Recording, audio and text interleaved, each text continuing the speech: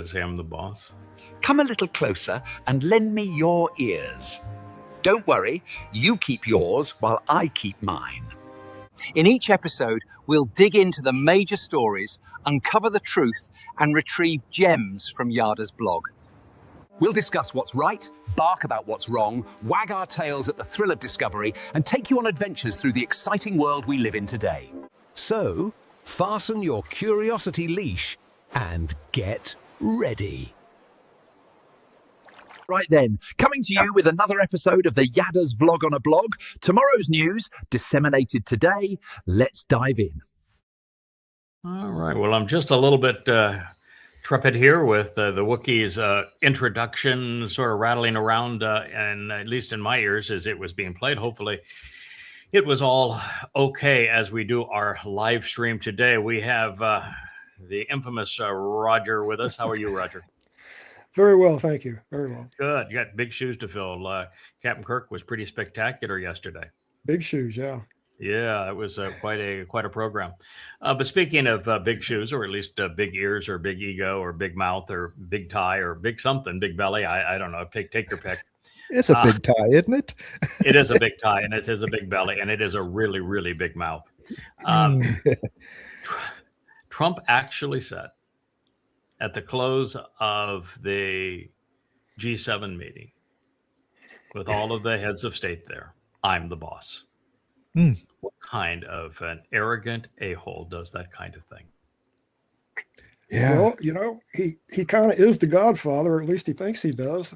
Look at what he's got going on. He's got protection rackets going on, shakedown rackets. Yeah. He's got his own. He does. He needs all the Godfather stuff there. Yeah, he is the. Yeah, he's the Godfather, not in the sense of God, but in the sense of the mafia. It's mafia. He is the head of a criminal enterprise. Yep. And so, I'm the boss fits the criminal enterprise. All right, sir. What do we have? We'll just keep on plowing through this. It's a big day for news, and looking forward to reporting it to you. Here is the arrogance of Israel. If Israel is forced to stand on its own, I don't know what the if there is. Why would you put an if? You've been played. You've been played. You were. I can't even say pushed into a corner, because you painted yourself into that corner, and Iran absolutely destroyed you in a surrender agreement for a war that you started. Pretty astounding that could happen to Israel, but that is exactly what happened to Israel. So you need to know. There's no if here, and there's no question that you are now forced to stand on your own. And oh, by the way, in today's world, that is impossible. Cannot be done. And you rely on American weapons and American support in the UN and among other nations, and you have now lost it. You need to think that through.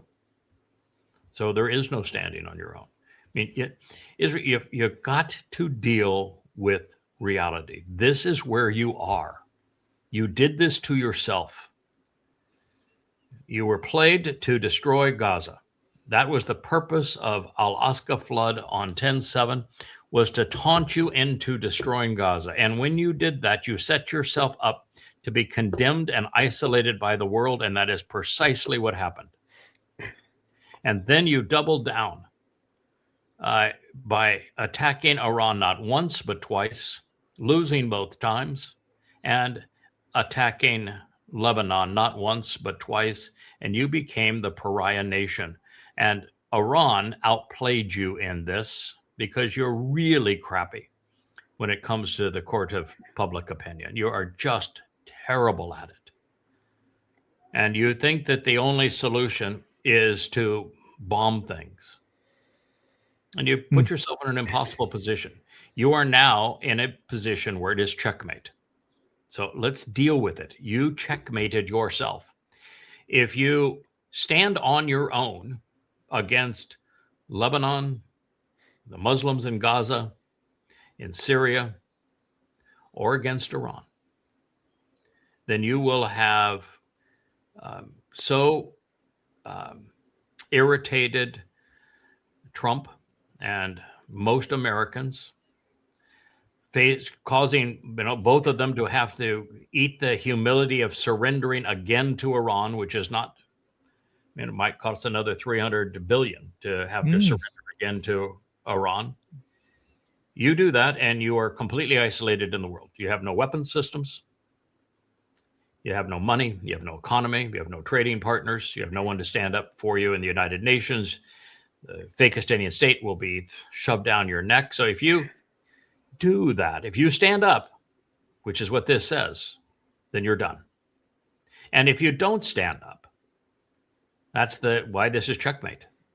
Then Hezbollah is going to build ever more rockets. The Hamas and Gaza will do the same. And the Syrians, at the behest of the Turks, are going to do the same. And the Egyptians are going to do the same. And ultimately now, because of this deal, without any sanctions on Iran, with Iran receiving $325 billion, and an economy without sanctions where they can import anything they want and they can sell as much oil as they want at full price, they're going to position 4 million troops to invade Israel over the next 4 or 5 years. It's going to end horrifically for you. So you don't respond, that's your fate. The prophets have spoken of it. You're going to have 4 million Iranians that are going to invade Israel. And if you do respond, it's instant suicide. Put yourself in checkmate. So the rest of this says, we are the descendants of a people who survived Pharaoh. You survived Pharaoh not because of anything you did. You were slaves there. Mm-hmm. Mm-hmm. So you think about how you survived Pharaoh, because as a people, you did not survive Pharaoh. That's grotesquely wrong. That's the big issue with Israel. You did not survive Pharaoh as a people. Matter of fact, not only was it Yahowah who spared you, the very God whose name you erased, the entire time you were nothing but a-holes. You were disgusting. You were retrobates. Not only don't you get any credit for surviving Pharaoh, God killed the majority of you en route because you were so obnoxious. Moshe wanted to kill himself because you were so obnoxious.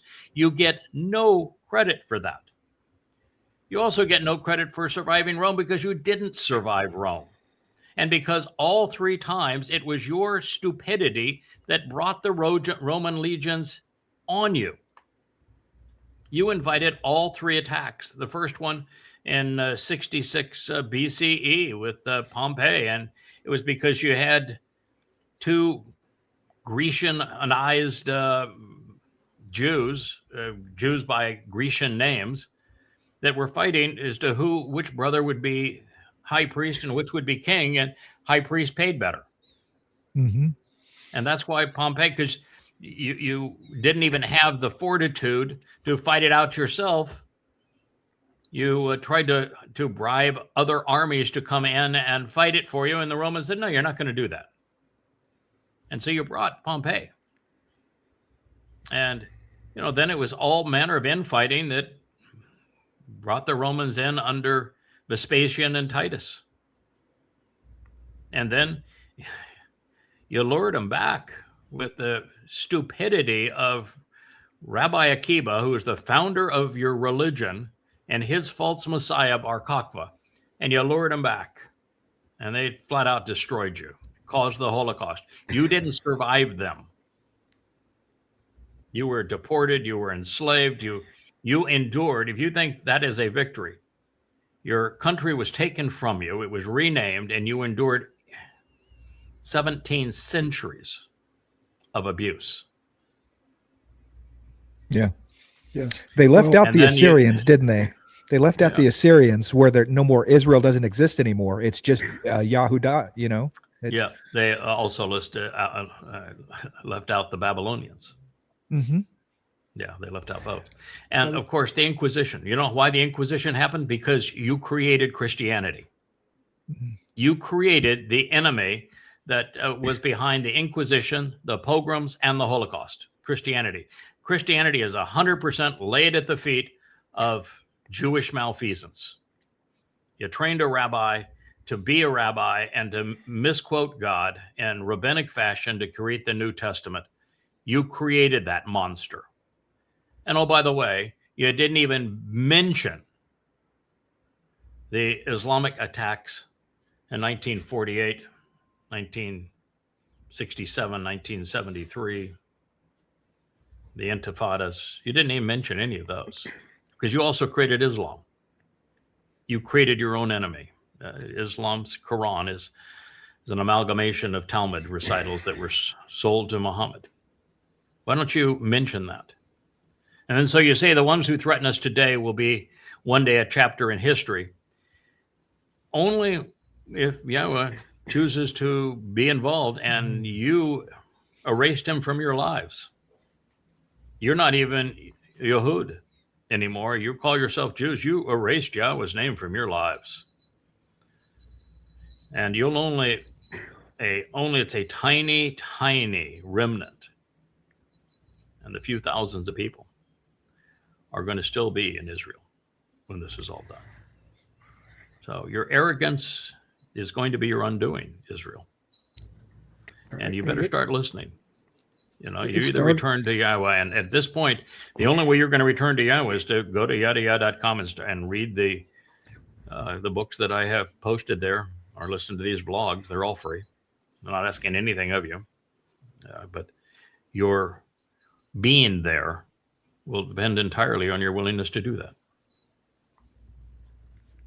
Well, you see the mindset all the way back at Korah when they walked away from Yahowah, not only willingly with free will, but with prejudice.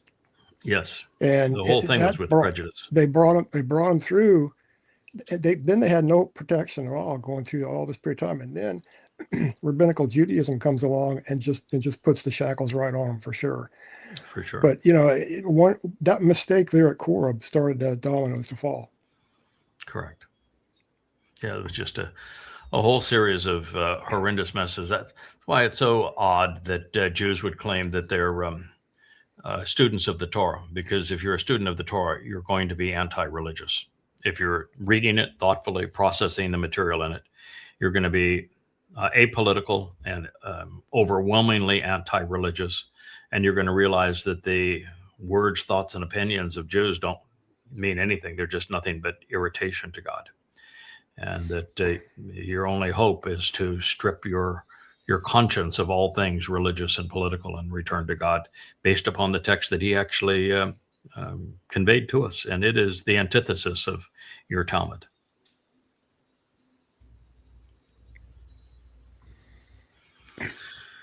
A socialist.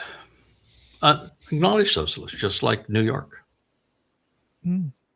It's America was built because it chose free enterprise, and it rewarded free enterprise. And there wouldn't be a Washington, D.C. or a New York without the lure of free enterprise. That's what brought people here. And now that it has been built, you have Marxists that want to redistribute what others have built, even though a Marxist can't build anything. And so once it's, whoa, I'm so excited.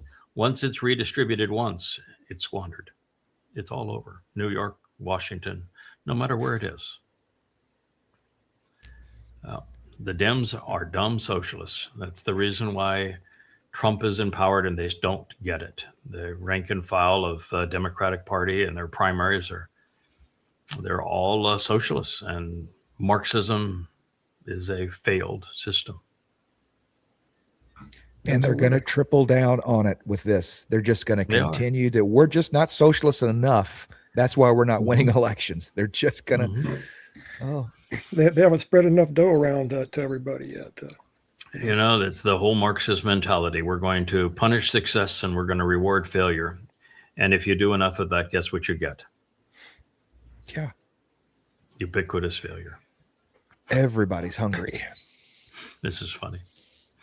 No comment necessary. The only difference between those con men is one of them would charge you for the Kool-Aid. Mm-hmm.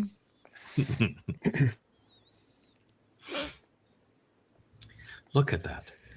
Look at the slime pit of the reflecting pool, and look at what happened to the White House. Mhm. Oh my God, we're turning Washington D.C. into Gaza. Oh, what a travesty! I spent many years dealing with algae, and I can tell you, Mhm. I could have a crew out there in 24 hours or less get that thing sparkling clean, or it would stay clean. And I don't know Really? what they're doing wrong, but it's a simple fix. Just takes manpower Well, okay. and some You know, chlorine. yeah, well, chlorine. Yeah, that my fix for algae has always been either bromine or chlorine, and both of them seem to work pretty well. But if you go light on your bromine and chlorine, particularly when you're in the tropics with the high heat that we have here, particularly if you have a bottom of something that is that draws heat as opposed to reflects heat, man, it turns nasty in a heartbeat. But this dum-dum, everybody on Earth that has any experience could tell you that you take a pool like this that doesn't have circulating water and doesn't have a chlorinating system, and you paint the bottom of it a dark color, that is what you're going to get. A swamp. A swamp. Put the alligators in. The alligators don't Yeah. like the bromine, though, very much, or the chlorine. So it's just No. you pump lots of chlorine. Now, one of the problems of course, putting a lot of chlorine at this stage is that there is so much algae there. All that algae is going to die, and it's going to go to the bottom, and there is no circulation for this reflecting pool. No filter. You'd have to drain the pool and pump it out, sweep it out. Yeah, Close it yeah, down. you'd have They yeah. converted that Right. to river water a long time ago. I think they're still pumping river water into this pool. Yeah. The only thing you could do at this point is to completely drain it, kill the algae, and then chlorinate it going forward. One of the aspects that algae has is if the cement bottom, I'm assuming it's cement, if the cement bottom isn't sealed, there's pores in cement, and the roots of the algae will get down in those pores. You can bleach it all you want. Within just a few hours, it's going to start to come back on its own. You got to get it out of the pores, which really takes a little more effort to do. Okay. We have an expert. I think the bid for that was like 20 billion. Would you accept a billion to fix it? Be cheap. You could come in with a stellar underbid and make some serious cash. Yes. I tell you what, could. Yeah. I don't want to get into the swamp. But the thing is, you wouldn't even need your hard hat. I don't think it's ever more than like 3 feet deep, so you wouldn't even need your hard hat. Imagine that we have fallen so far in our valuation of companies that failure is rewarded. Losing money is now highly valued. You have a company and SpaceX that is comprised of 3 things that have done nothing but lose money and will always lose money and have no chance of ever making money. When you're in a position where your main business on SpaceX is delivering satellites into orbit, and you have a 95% market share on delivering satellites, and you're losing money with a 95% market share, then you are really in trouble, because your market share can never go up. And that means that the price that the customers are willing to pay isn't going to go up. You already have the advantage of monopoly. If you have the advantage of monopoly and you can't make that a slot machine, you're in really serious trouble. So there is no chance whatsoever that SpaceX is going to make money when they already have a monopoly and putting up satellites, and there is zero future on colonies on the moon, and even less than zero future on colonies on Mars. And even more stupid would be data centers in space. So it got nothing, and there is no way to make money on AI, and he's a nobody in the AI area. So SpaceX is going to crumble like Tesla is going to crumble, and this guy's going to go from being a trillionaire to a soup kitchen. Yeah. kind of already is a soup kitchen with the amount of government contracts. I'm just saying that it is. Yeah, this is, if there ever was government welfare, well, right now you've got government welfare in this man. That is what you got. Yeah. Wow.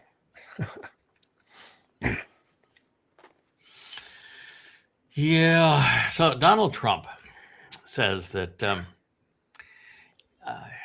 that Iran is not getting 300 billion. Now, I read the agreement yesterday on the 300 billion, and we're going to read the final version of it today because we have absolute affirmation of what the final version is because it has his initials and signature on it. So we have absolute proof that what we're going to share with you today is the final version. And it says that Iran gets 300 billion and the United States is responsible for it. And it is to rebuild Iran. So there's only two options here, and you can pick whichever one you want. Either Trump is lied when he created the agreement, that he created an agreement with a country that has a known lie in it, that he did not intend to honor that which he had written and signed. That's not good. Or he's lying about having written it and signed it. Are his lips moving? Yes. And those are your only options. I mean, those are your only options. It's written in the agreement. So he is lying about the fact that it's not in the agreement. And if he intended to not honor the agreement, then he lied in the agreement, so that Iran is dealing with somebody who would deliberately lie in the agreement that they have written. And by the way, he has already violated his own agreement. We'll talk about that in the first paragraph of his agreement. The agreement pledges that neither party will threaten violence on the other. Do you know how many times already he said, if I don't like the final agreement, we'll go back to bombing them again? 4. Right. So he has violated his own agreement 4 times. Ink's not even wet. Ink's not dry. You mean? Yeah, dry. Yeah. He'll read it. Deception is one of his traits. And it is it's one thing for him to try to say that this is the option for the United States to invest 300 billion, right? Because I've heard that bandied about. I've heard him say that this is, we can invest 300 billion into Iran, and even that's the confabulation of no. This is you give them money and go away. I mean, there's no investing in Iran. You're not getting any return. What the deal basically has is Iran is making a very, very minor, if non-concession, on 2 points. One is that it's continuing to reassert that it's not going to build a nuclear bomb. They've been asserting that now for 20 years. So they're continuing to assert they won't build a nuclear bomb. And they're saying that they will open the Strait of Hormuz, but on a bunch of conditions, and that for 30 days, the Strait of Hormuz will be toll-free. But the price to get those two things is $325 billion and the removal of all sanctions, which is worth far more than the $325 billion. In other words, Trump bribed them big to give two things that he already had before the war. Yeah. That's really stupid. Yes, that is really stupid. Dumb. Yeah. So you look at this picture. It's Gaza. What do you see? I know what I see, but I'd like to ask you, what do you see? Tent city. Oh, there's not even tent city. I mean, it's just piles of rubble. There's people there, but it's piles of rubble. There is nothing. The streets are even gone. The streets are a running sewer.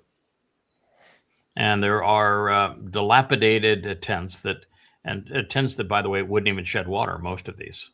Mm-hmm. Flat roof, yeah. Yeah, pieced together amongst rubble as far as the eye can see. You're seeing exactly what Yahya Sinwar wanted. You are. That is what you're seeing. You're seeing what Sinwar wanted. Yeah. This is exactly the image of the world. If you're looking at this image, what you should see is Israel bombed people who could not defend themselves into oblivion. Now, were they angered into doing it? Absolutely. The Muslims from Gaza were savages. Do I have any compassion for the people that were bombed into oblivion? No, because they not only brought this on themselves, they celebrated it. They celebrated torturing, abducting, mass murdering Jewish women, children. It was horrendous. But I also recognized, even before it happened, that if Israel did this thing, they would destroy their standing in the world. And they did this thing, and that's what that picture says, is that Israel is belligerent, that Israel is deadly, that Israel is a pariah, that Israel can't survive or the world can't survive with Israel, that this is Israel's solution. That's what it says. And it's tragic. They'd be better off in the desert because at least it would be flat and clean. No, but that's not their purpose. What's the purpose of the Muslims in Gaza? The purpose of the Muslims in Gaza is to be a threat to Israel. Mm-hmm. They're only a threat to Israel if they put their tents and their sewer in the midst of their roads and their tents in the midst of the rubble. That way they are the thorn in Israel's side that Muslims wanted. The purpose of doing 10/7, Alaska flood, was for that exact purpose. And so they can't leave and go into the desert. But of course, this, by the same token, the world's got to accept the reality that Israel did not remove Hamas, and that there is no way to go into Gaza. Even if Hamas was gone, you could not restore what we're looking at here. That is not restorable. There's not even enough room in Gaza to take all of this with the bulldozers they would need to bury it. And Israel is never going to allow another bulldozer in there, considering what the bulldozers did to their fence. So there's not going to be the allowance of those bulldozers, and there aren't enough bulldozers and trucks and enough space to dump all of this. So yeah, the only answer was to put them into the Sinai. But the problem of putting them into Sinai, then there is no control over their weaponry and support, and they're going to flood over the border of Israel far better armed and in far greater numbers than would otherwise be the case. So when Israel did this, they put themselves in a terrible position, because now they're responsible for the feeding and care of people whose religion is devoted to annihilating them. Imagine that. You put yourself in a position that you must feed and care for and provide water and electricity for those who are devoted to killing you. And you're going to be condemned for doing that. All the while you're condemned for destroying Gaza. And this isn't salvageable. It will never be salvageable. In fact, what Yahowah says, 7 years from now, I'm going to turn it into goat pastures. But even then, it's going to take some work. Yeah, because remediation alone, I mean, you know what it takes on a project like these. Buildings aren't brand new. They're built with leaded materials, all the stuff that people would consider, the plastics that are in furniture, everything that was in those buildings is now, dust. Toxic. I mean, I don't even know that you can remediate it. You can't. No, there's no way to remediate this. I mean, and Gaza is just destroyed. There is literally no way to remediate this. That's why his peace council has accomplished nothing, because it can't be solved. This is an absolute unmitigated disaster. Cannot be resolved. It is a sore on Israel's reputation for the next 7 years. It's going to be justification for the all but obliteration of Israel. Well, what I see here is I see a perfect propaganda picture. Yes, you do. And it's just feeding right into the narrative that gives the anti-Israelis their motives. Yes, yeah. But would this propaganda picture be possible without Israel's compliance? Without Israel's involvement in it? They didn't bomb their own buildings. Yeah. And so, yeah, we can be mad that this is a propaganda picture. We can be upset that the whole 10/7 was done to create this image so that Muslims could blame Israel for being genocidal and condemn the nation and isolate it and demonize it. We can be upset, and we should be. But the fact is, Israel has lost the ability to compete in the world of public opinion. And they did this thing. And since they can't frame the issue, the conclusion is that they're a pariah. I wish it were not so, but they did this to themselves. It's like when he's just so frustrated. What right does Iran have to tell Israel what it can and cannot do in Lebanon? I said, well, because Israel gave them that right by attacking Iran twice and losing in a war they had no chance of winning. They gave Iran that right, and they particularly gave Iran that right when they talked America both times into supporting them in that war, which was a complete loser. And eventually the U.S. is going to look for a way out, and the only way out is to sacrifice Israel. So they did this to themselves. They really have no one to blame but themselves, and that's the same story of the Exodus.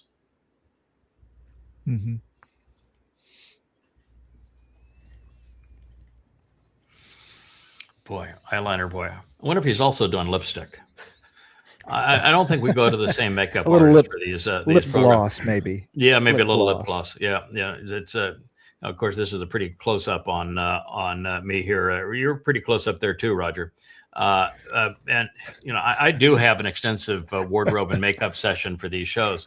I will quite often go to the sink, and I'll put some water in my hands and push the hair back so that it's not in my face, and that's the makeup part of it. And then I'll go wardrobe. I'll go into the closet and say, I don't think I wore that shirt yesterday. How about that one? That doesn't smell bad or anything.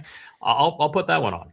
That's we have Rich. It's at least a 20-second wardrobe and makeup for these programs. I have been known to actually splash water in my face because we have the Sahara dust and it gets the sand out of your eyes. So yeah, sometimes we go way overboard on the makeup and wardrobe. But he's a pretty boy, man. He is eyeliner. He is lip gloss.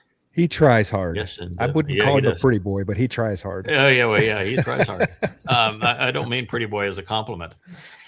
But he's all upset, and his deal is he wants to appeal to the Twistians, but what he doesn't recognize is that Twistian MAGAs are not enough to get somebody elected, pal. And he says, if you believe that Jesus is the Son of God and he rose from the dead on the third day, it was a dead God. Imagine that. And a person named the Son of God who isn't named in any of the 1,000 years of prophecy. God has 1,000 years of prophecy. There was some 40 prophets. The standard publishing is about 1,500 pages of material.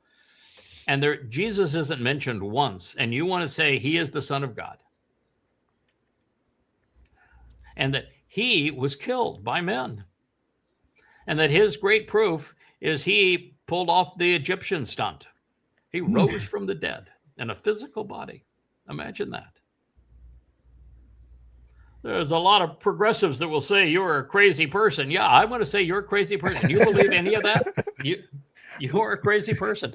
I'm not progressive, and I can say that. So there's a lot of people. I'm definitely not progressive, but I'm here to tell you, you are a crazy person.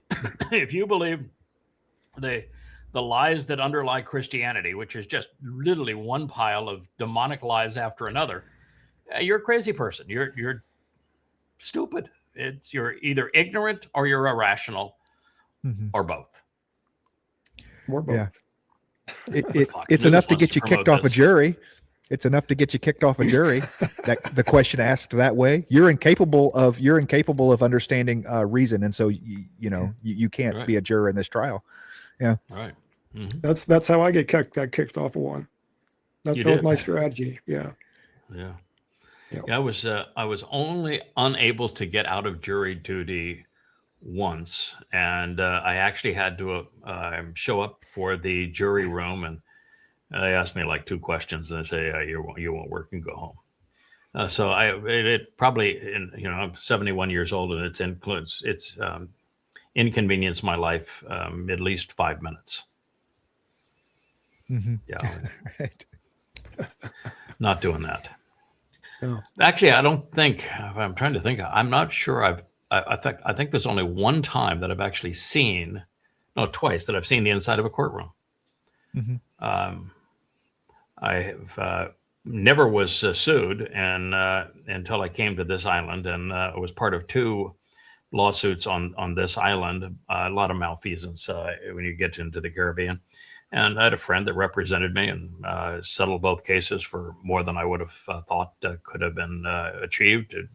Tremendous success, and with a minimal amount of effort in both cases. And other than that, the only times I've actually been in a courtroom is I tried to help a young man who later turned on me. And I showed up at his trial and was just horrified as to how bad the judge was. And I served as an expert witness in a case that just because it was a friend of mine that was bringing the case. They needed expert witness on airplanes. I know a lot about airplanes. And so that's it. Not much for courtrooms. I learned a long time ago that America does not have a justice system. We have a legal system. And that legal system does not care about right or wrong or fair. If you're looking for fair, that's not fair. And you use that term in front of an attorney, they'll say, you need to wake up and understand. We do not have a justice system. We have a legal system. What's fair is meaningless as you go forward here. Mm-hmm. Absolutely. Sad but true. This was pretty amazing. That the green there is the hundreds of thousands of hours in America that Americans are spending having romances with their AI companions. And the red is the time that they're spending on social dating sites, computer dating sites. So, it's a big number on social on dating sites as opposed to trying to actually meet people out in the real world. But they're spending more than twice the amount of time with AI companions. Yeah. Dear AI, am I a handsome fellow? Do you really love me? Tell me the truth, AI. Right. Mm-hmm.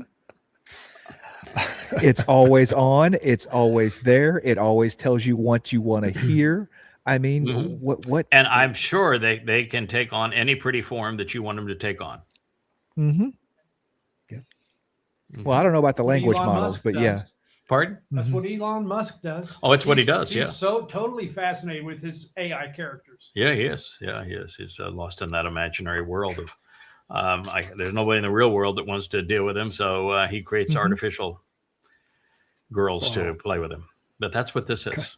Pretty sad. Kind of reminds me of Blade Runner, where they made the little dolls to talk to. Yep. And Yeah, exactly. That's a great movie, by the way. One of Harrison Yeah. Ford's coming out films. He was spectacular in that. I think Sean, probably one of the top 50 movies of all time, certainly maybe even in the top 25. Very well crafted movie. Yeah. Sean Young's in that too, by the way, just saying. Yeah. The book is good too, but the book's not called Blade Runner. It's called Do Androids Dream of Electric Sheep? Mm-hmm. Is the name of the book that it was taken from. Mm-hmm.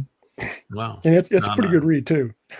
Yeah, I bet so. I have not read the book. I've seen the movie, obviously, because I think it is a classic. And I'm a Harrison Ford fan. I think Harrison Ford's portrayal of Han Solo and of Indiana Jones are just two of the most engaging, lovable rogue kinds of pictures. It's, when I've said it the last time that I mentioned Harrison Ford and his ability. Actors typically play themselves, and he, of course, is playing himself in both of those movies.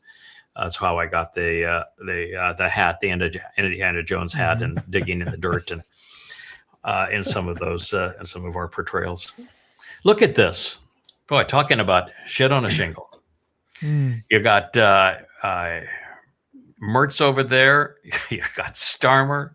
You got Rahab, and you've got Macron.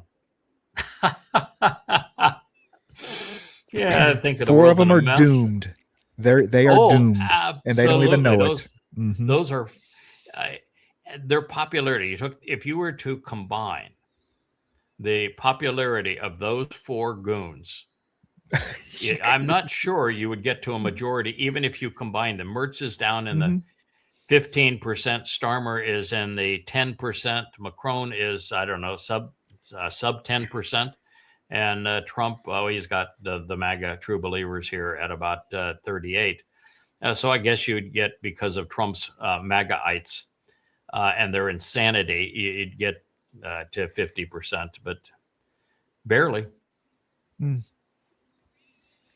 Yeah, it is a Europe that is ripe for war, just so these guys can stay in power. You know, that's exactly and that is what people do. They politicians, when they're on the way out and they have no options, they declare war because people rally around their leaders during times of war. Yeah, yes, it's a little self-liking group there, little group like. They actually they don't even like each other. Yes. Oh no, they hate each other. Look at Starmer's expression. They hate each other. I'm the boss. Where's Zelensky? Where's Zelensky? Yeah, too busy bombing the camera Russian might be too high refineries. to show him. Yeah, he doesn't qualify for G with a great, I guess. Yep. Yeah. Here is the dumpster. He is at the G7, and he is fanning the flames of his agreement. And what he's saying is the reason that I negotiated this deal, but by the way, he didn't negotiate the deal. He was given the terms of surrender. Those terms of surrender haven't changed really from Iran's 10-point plan that we talked about 2 months ago. But it is lose-lose, which is Satan's way. But he claims that he had to do the deal because he was so concerned about the world going into economic collapse. And the only reason the world would go into economic collapse is because the Strait of Hormuz was closed. But the Strait of Hormuz wasn't closed before he started his war. So he's now saying, I'm going to buy my way out of my mistake with $325 billion. Hey, dumpster. Shrewd. Very shrewd. Oh, shrewd, man. I'm going to bankrupt America even further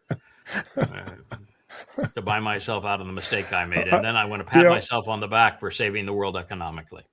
I just got to wonder how all that would be cut up. Who'd get what cut, what percentage on down the line, how far that's going to be spread throughout the community. Oh, well, in Iran, the $325 billion, yeah. Well, I think Iran's going to do a number of things with it. I think clearly they're going to spread some amongst the people who were supportive of them and sacrificed during this war. They're obviously going to increase their manufacturing prowess in missiles, which will be really easy for them to do because they won't be sanctioned now, and will be able to have access to more solid fuel boosters, which are instantly ready. They're vastly superior to liquid fuel boosters. They make them, but they'll have all the components to make them in much greater quantity. They will increase their drone manufacturing capability. They'll build more factories underground. They will arm and train the 4 million that will be invading Israel over the next few years. I mean, there's a lot of things they're going to do with it. And, and the thing, too, about Iran that's quite different than other countries is there are no super wealthy entrepreneurs. The people that were making big money on oil back in the days of the Shah are living in Brentwood right now. So what is an Ayatollah going to do with bucks? What is a Islamic Revolutionary Guard going to do with a bunch of bucks? It would go against their whole mentality. So, the majority of it, I think, will be used responsibly, and the others will be used to build up their military to destroy Israel. Yeah. Yay for Trump. It makes perfect sense they'd put it to work in that way, for sure. Yeah, it'll be a blend of all those things. They're going to continue to engender the loyalty of the citizens by having not only won the war against the United States and Israel, but by enriching them and spreading money around that community and saying, this was in gratitude for what you've done. But at the same time, and it's not going to take big money, but they'll have plenty of money because now they no longer will be selling oil at a discount. All sanctions are lifted. They won't have any problem importing anything. They'll go back to their tolls very soon on the Strait of Hormuz. But between the sanctions, the tolls, and the $325 billion, it puts Iran in a really, really favorable position. Yeah, I wonder if they by have the way, enough. that's going to be it's. By the way, it's more than that because all of the Arab fiefdoms around them are going to be paying protection money. Yeah. I wonder if they have enough people and enough construction industry to ramp up all the building projects because they have airports to rebuild. They have, Bridges, public dams, infrastructure to rebuild, bridges, hospitals, aqueducts, all this, schools. hospitals, schools. Yeah. I mean, I wonder how fast they can ramp up, Well, the interesting thing is they don't have to ramp up the building of their nuclear program or of their missile program or their drone program or anything of that nature because they were already underground and they were unfazed. So all of the money they can spend on public processes because even when sanctioned, they had plenty of money to bury everything and the West made no dent in any of it. So their military infrastructure hasn't been hurt at all. And they don't want a conventional Navy. It wouldn't do them any good. And they don't want an Air Force, wouldn't do them any good. So they'll double down on what got them here. And one of the reasons they're in a position to say we don't want a nuclear bomb, and they didn't want a nuclear bomb previously, they don't want to destroy Israel. They want to conquer Israel. That's the goal. And since they have 4 million men that will be armed that are going to march into Israel, the last thing they want to do is to detonate a nuke there that would make it impossible for them to invade Israel. They want the Great Jihad, and the Great Jihad has to be into a place that hasn't been nuked. So that's why Iran never built their nuke, and they may have them now, but they're not going to blow them up in Israel. That they'll use them for other purposes.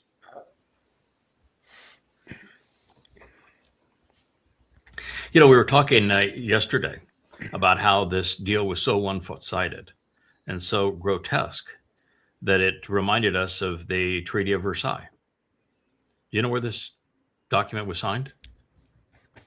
Versailles, yeah. In the Palace of Versailles. It was signed in exactly the same place.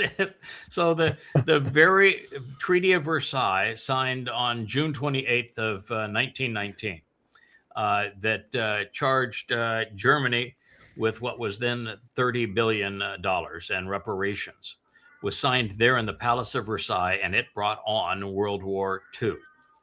And this one, who knows? It could bring on World War III, but it was signed in exactly the same place. I would ask you, though, do you know what $30 billion, which was the fine on Germany for war reparations, what is $30 billion in today's dollars? Do you know?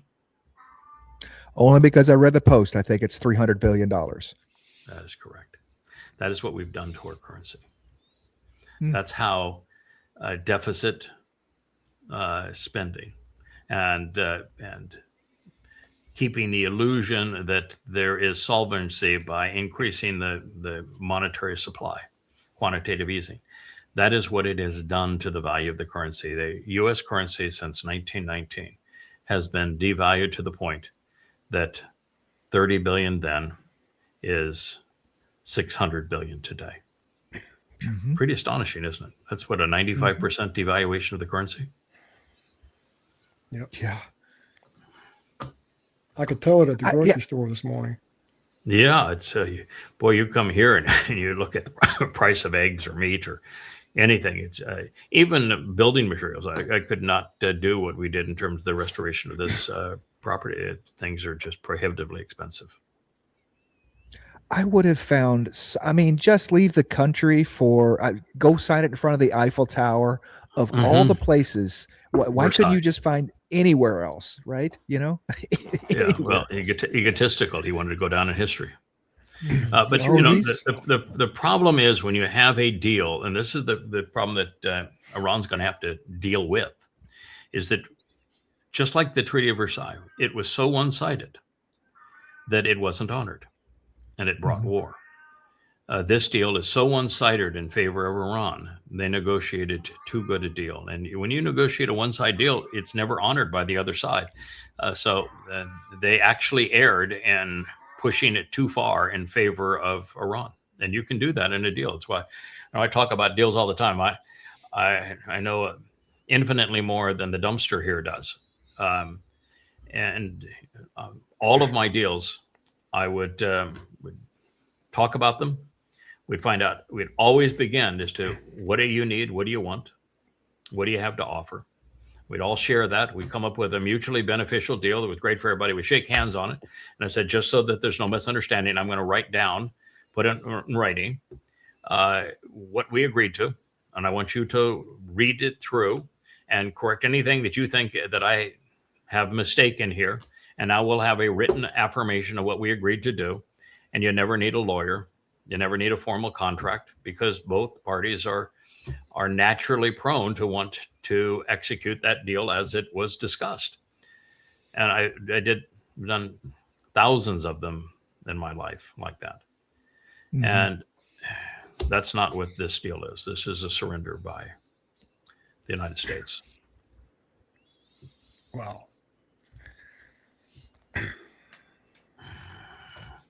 Pretty boy there. And pretty boy there wants you to know that everybody's going to be safe when the transgender girl at a school feels safe. Then everybody's going to be safe if she's safe. You piece of crap. Have you no concept? Have you ever thought through anything in your life? Ever done any research? Do you know what percentage of transgender children are depressed, clinically depressed? 95%. 90%. Mm-hmm. Do you know what percentage of transgender children attempt suicide? Over 60%. Wow. A transgender child is never safe. And it's idiots like you that put them in that position. They are never safe. And their greatest threat is themselves, because it is so depressing. And no cure for that depression. And that most of them end up taking their own lives. So think it through.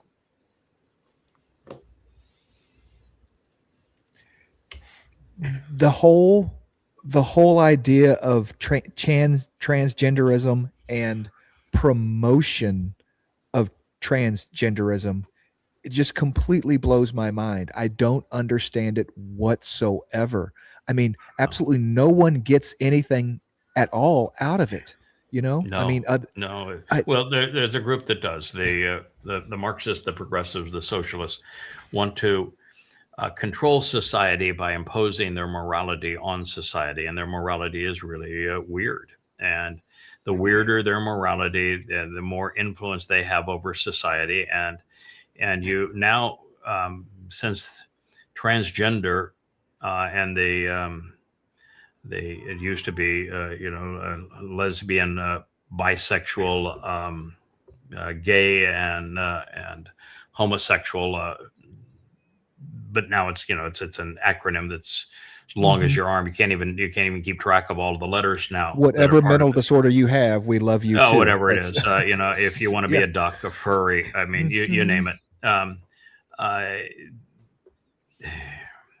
What they have done is replaced normalcy, and a society doesn't function unless men and women come together and have children and raise those children. That's the foundation of society. It has been forever. And when you screw that up, you've screwed up everything. And they've screwed that up, and they've done it deliberately. And as we've talked about on this program so many times, I do not care if you are a lesbian or you're a gay man or you are bisexual. Do not care. I do care if you're into bestiality. I do care if you're a pedophile. I do care if you're into incest. I do care if your thing is rape. And when you promote things like transgender that are so caustic to the victim, and you make them think that that's okay, that's tragic. It's just tragic. You're destroying lives. You're telling people they weren't okay the way they were. They have to be something that they're not. The only way they can be okay is to be something they're not. And I think it's just devastating. But again, I don't care if you're if you're gay or lesbian or bisexual. But I do care if you promote being gay, lesbian, or bisexual as not only normal but superior. It isn't normal. It isn't superior.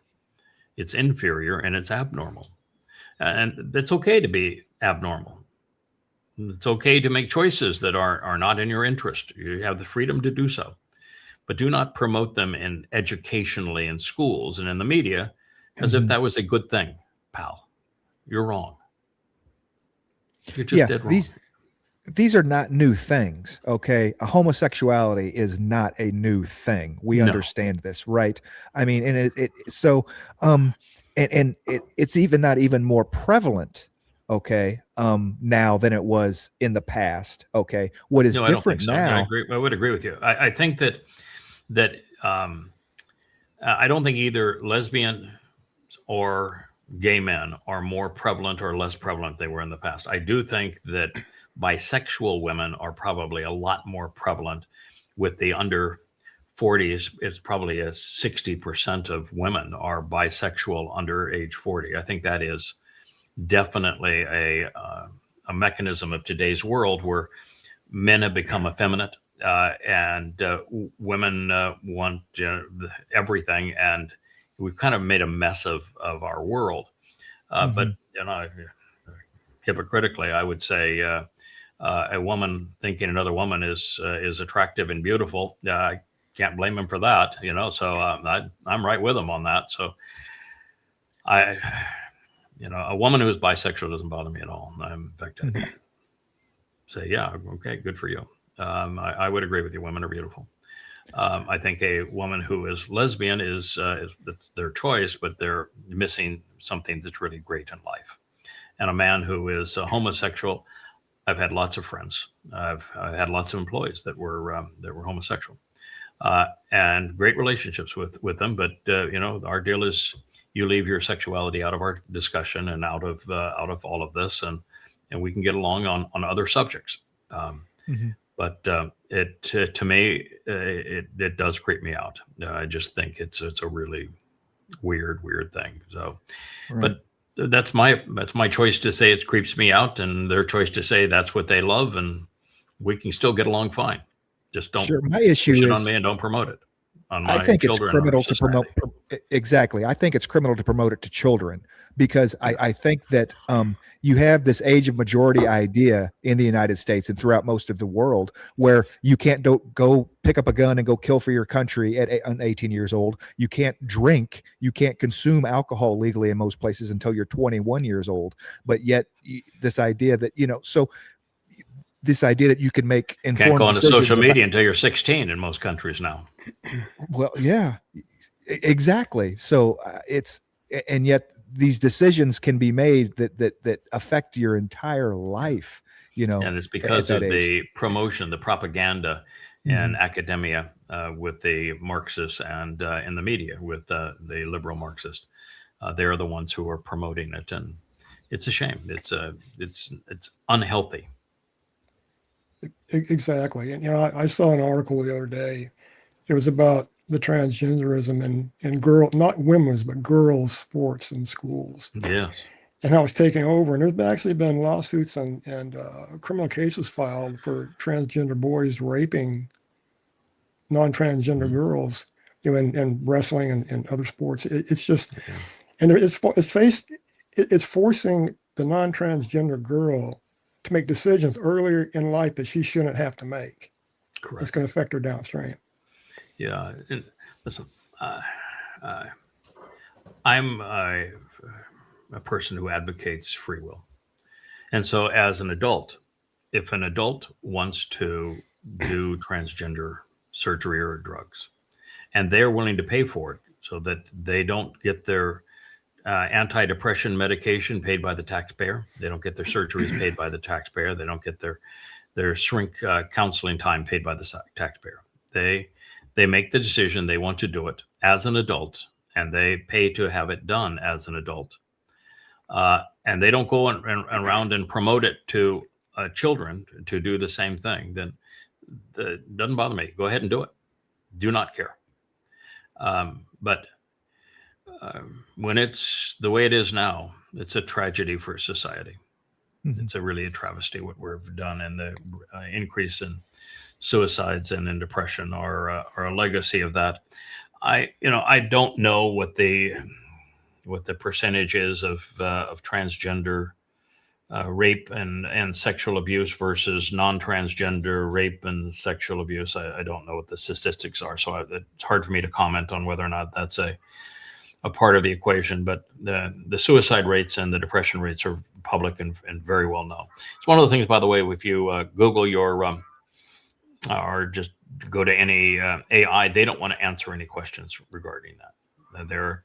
They're trained to skirt that issue. And so you actually have to find the research and review it, because the AIs won't give it to you. And I want to be clear about one thing too. This is a percentage of the population that is statistically non-existent. We're talking about less than 1% of the population. You know what I'm saying when it comes to transgenderism worldwide. And so much is made about the simple fact that we're talking about something that affects 1% of the population of the world blows my mind. That why is this even an issue? Why transgenderism was a tiny fraction of 1%. I mean, less than 1/100th of 1%. It isn't that now. It's actually because it's become so promoted that it's and it's like being anti-Semitic today. You're only cool if you're anti-Semitic, and so I have all sorts of friends that have transgender sons and daughters. There's a lot of money involved. Well, there is a lot of money. Look at involved, what Vanderbilt University got caught. Their entire medical center. Promoting it, making tens of millions of dollars, showing a profit they have never had before. Yeah, and it's not being paid for by those wanting the surgeries or the treatments. It's being paid for by taxpayers who are opposed to it. That is unfair. That is absolutely not right. Part of the one problem of socialized medicine.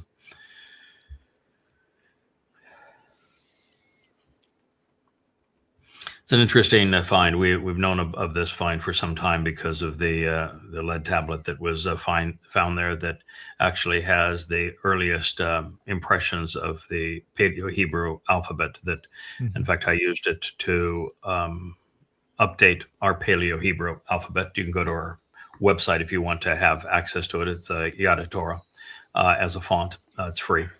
Everything on the site, of course, is free. This is Mount Ebal. It is where the children of Israel, once they crossed the Jordan River and entered the Promised Land, there's a valley in between, and I said, just for so that you understand what's at stake here.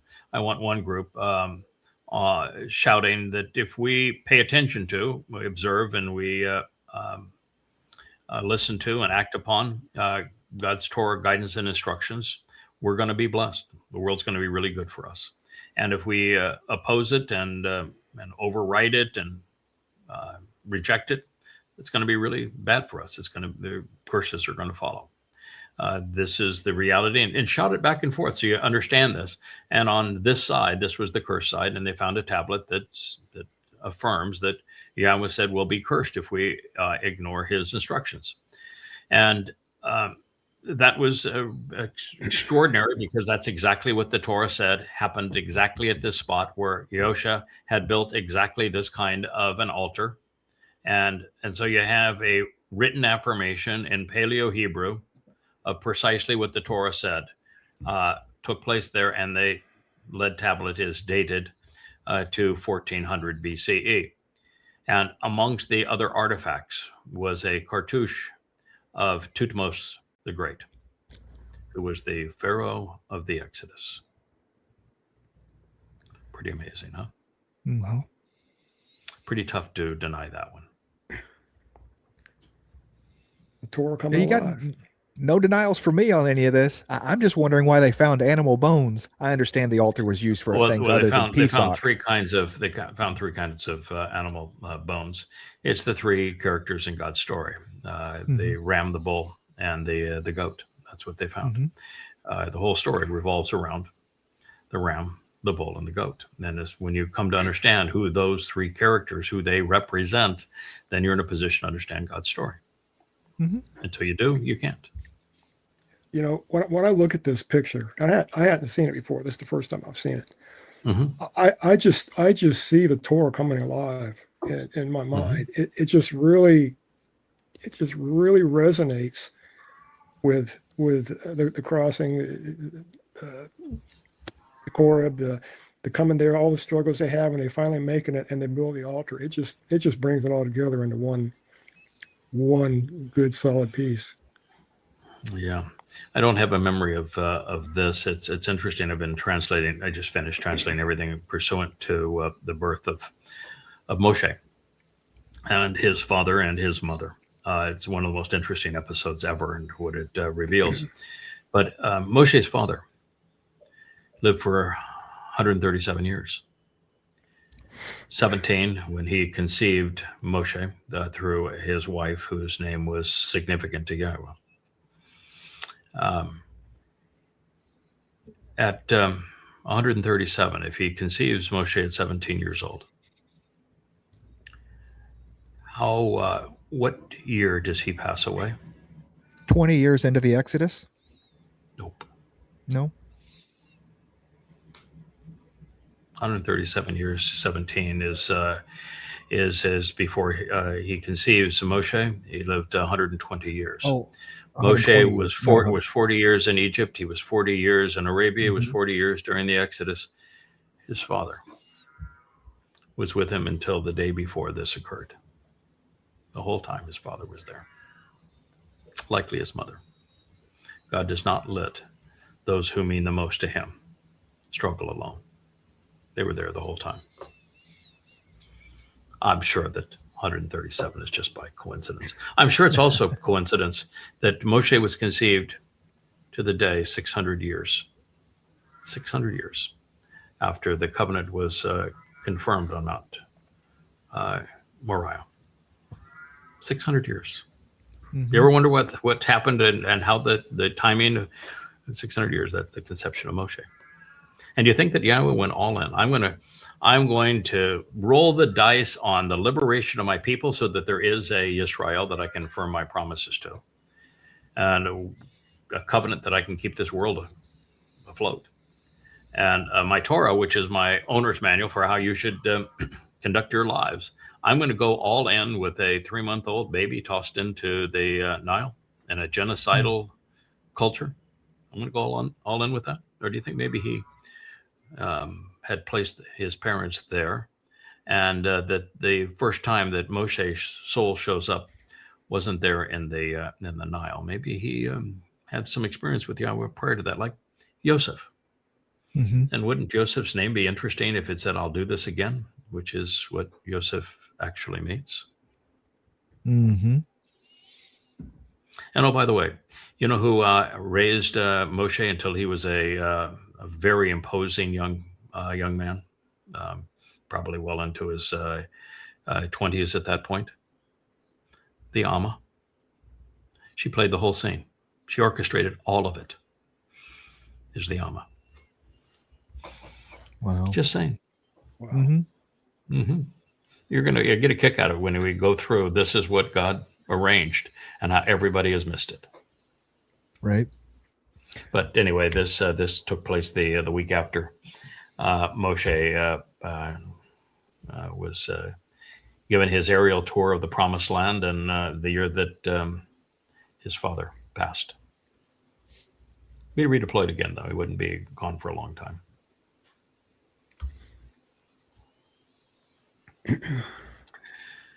Purely satanic, purely evil, purely deployable. He's saying, this is not the final agreement. It's a memorandum of understanding. If I don't like it, I'll go back to shooting them again.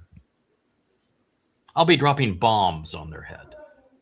If I don't like it, they have to behave, or I'll go right back to dropping bombs in the middle of their head.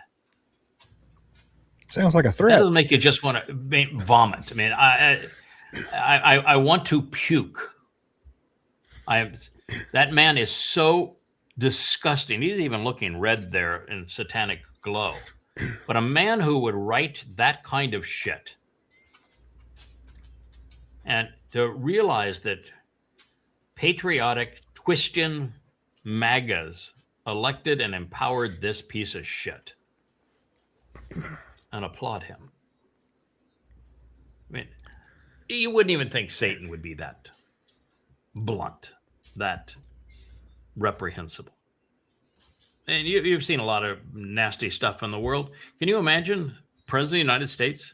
I'm going to go back to dropping bombs on their head. If I don't like it, if they don't behave, we'll go right back to dropping bombs right smack in the middle of their head. Do they not have a rhetoric course in Wharton School of Business? I mean, the guy talks like it. He talks like me. He speaks like me. So it's like I wouldn't mean you to that, but no, he speaks like the retard that is a deadbeat alcoholic. That's a multi-time felon. Thug. It's just a thug. You would think that this is what a hitman for the mafia would sound like. Yeah. Wow. We'll go right back to dropping bombs right smack in the middle of their head. Yeah. Am I being too moral here to say I think this is reprehensible? That's the blabbering blabbers of someone that's possessed with narcissism to the max. Just a psychopath. Schizophrenia. I mean, only a psychopath could say that. You'd have to be a psychopath and a narcissist and likely demon possessed, which he is all three, to make a statement like this. Mm-hmm. It's not something a sane person would do. No, there is no sane person has ever made a statement like that. Never in the human history. This is the rhetoric of a deeply disturbed, satanic psychopath and narcissist. And we're just getting warmed MAGA up. Christians, you elected him. You should just be absolutely embarrassed. Oh yeah, we're getting warmed up. He's going to be far worse as we go forward. Imagine that B-52 that crashed at Edwards Air Force Base. It had an 06 on board. 06 is a full bird colonel. It had 2 05s, lieutenant colonels. It had 3 04s, which are majors. Can you imagine that? And the other two guys down here, they were they're civilians. Mm-hmm. On what is reported as a test flight. They were taking a joyride with 3 colonels taking a joyride.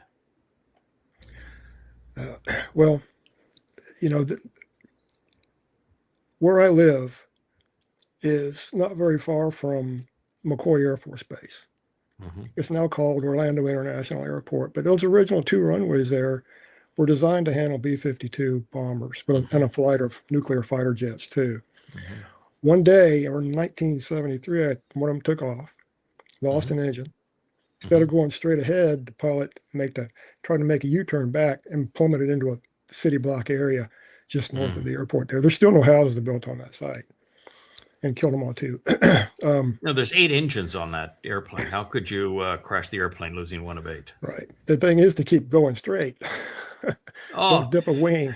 You know, I owned, I've owned a lot of airplanes, and when you own high performance airplanes, you go to flight training, you go to simulator school, and 2 of those airplanes, they actually came up with the plan that if you lost an engine on takeoff, you do a 180 turn and you come back and you land downwind on the same runway that you took off, if you have reached 1,000 feet in altitude.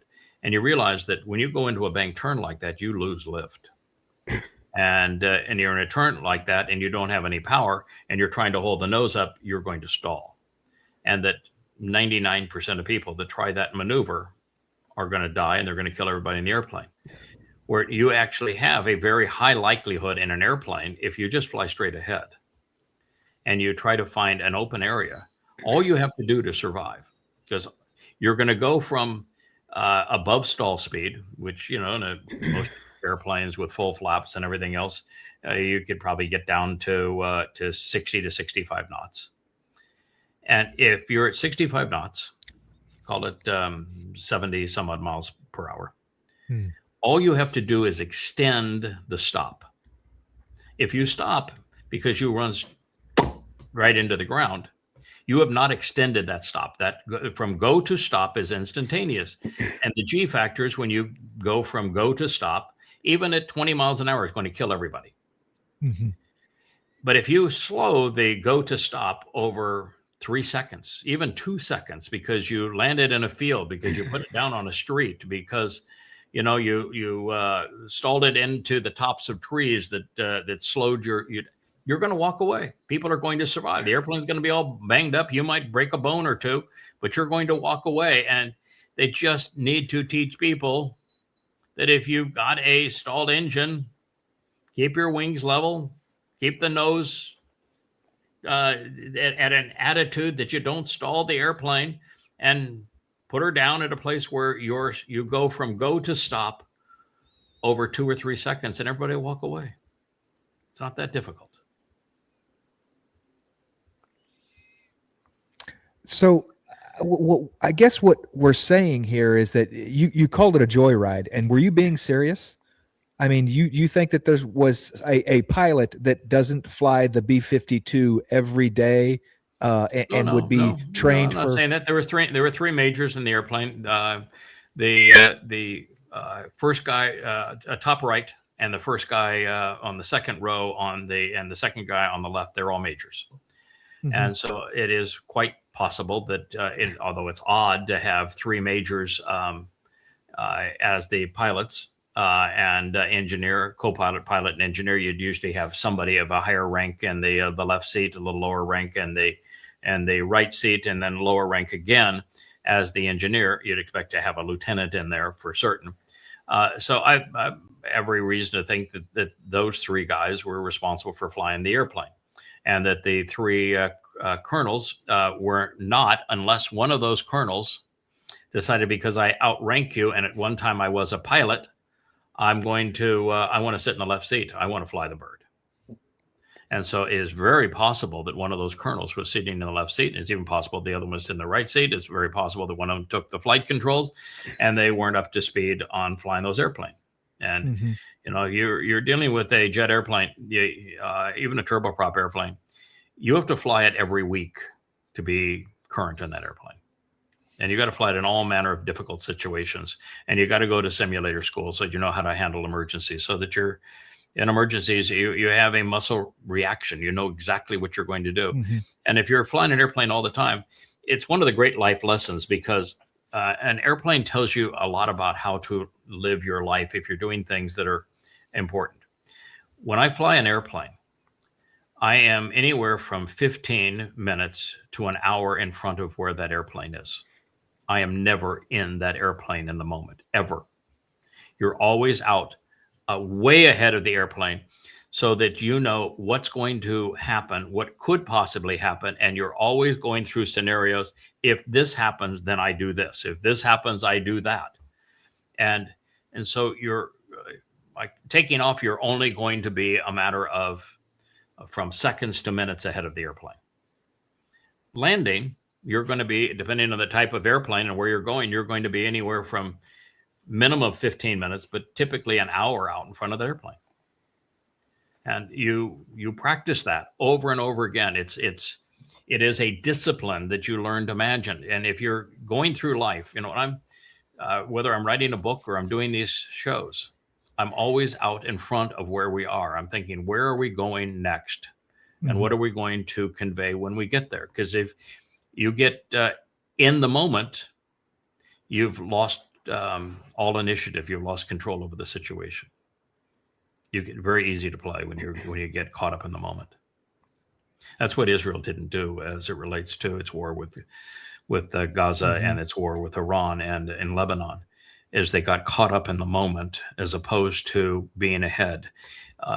Consequence is such an important thing, and an unintended consequence is something you need to be able to deal with. And that's my whole life in business and in as a yacht captain and airplane captain. I'm not the quality of the diver that you are, but I'm a certified diver. You're always out in front of where you are.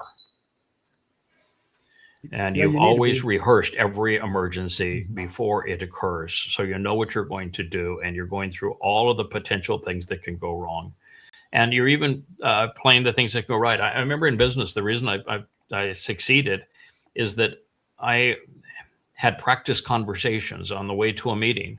I would bring up in my mind everything that the potential customer would have to say that was contrary to what I wanted to accomplish. And I realized that if I framed my response, and it was spontaneous, a good response to the spontaneous is infinitely superior than the perfect response that's delayed by an hour. So that's what we did. Yeah. And obviously that did not happen here. And it doesn't happen much in life anymore. People are behind the curve. Israel's been behind the curve. It's why they're so vulnerable now. America's behind the curve. That's why it's so vulnerable now. Big time. So you don't like long walks on the beach then, right? No, and they're not going to spend time in the prophets, because the prophets are a historic clue manual as to what's going to happen in the future. And if you know what's going to happen in the future, then you're prepared for it before it occurs.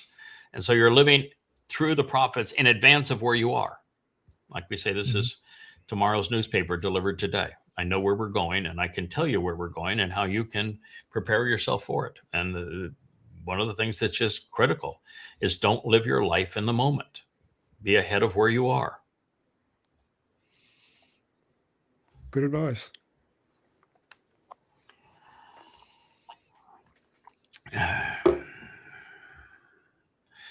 So, from Israel's point of view, President Trump's agreement to win the war with Iran is a disastrous deal.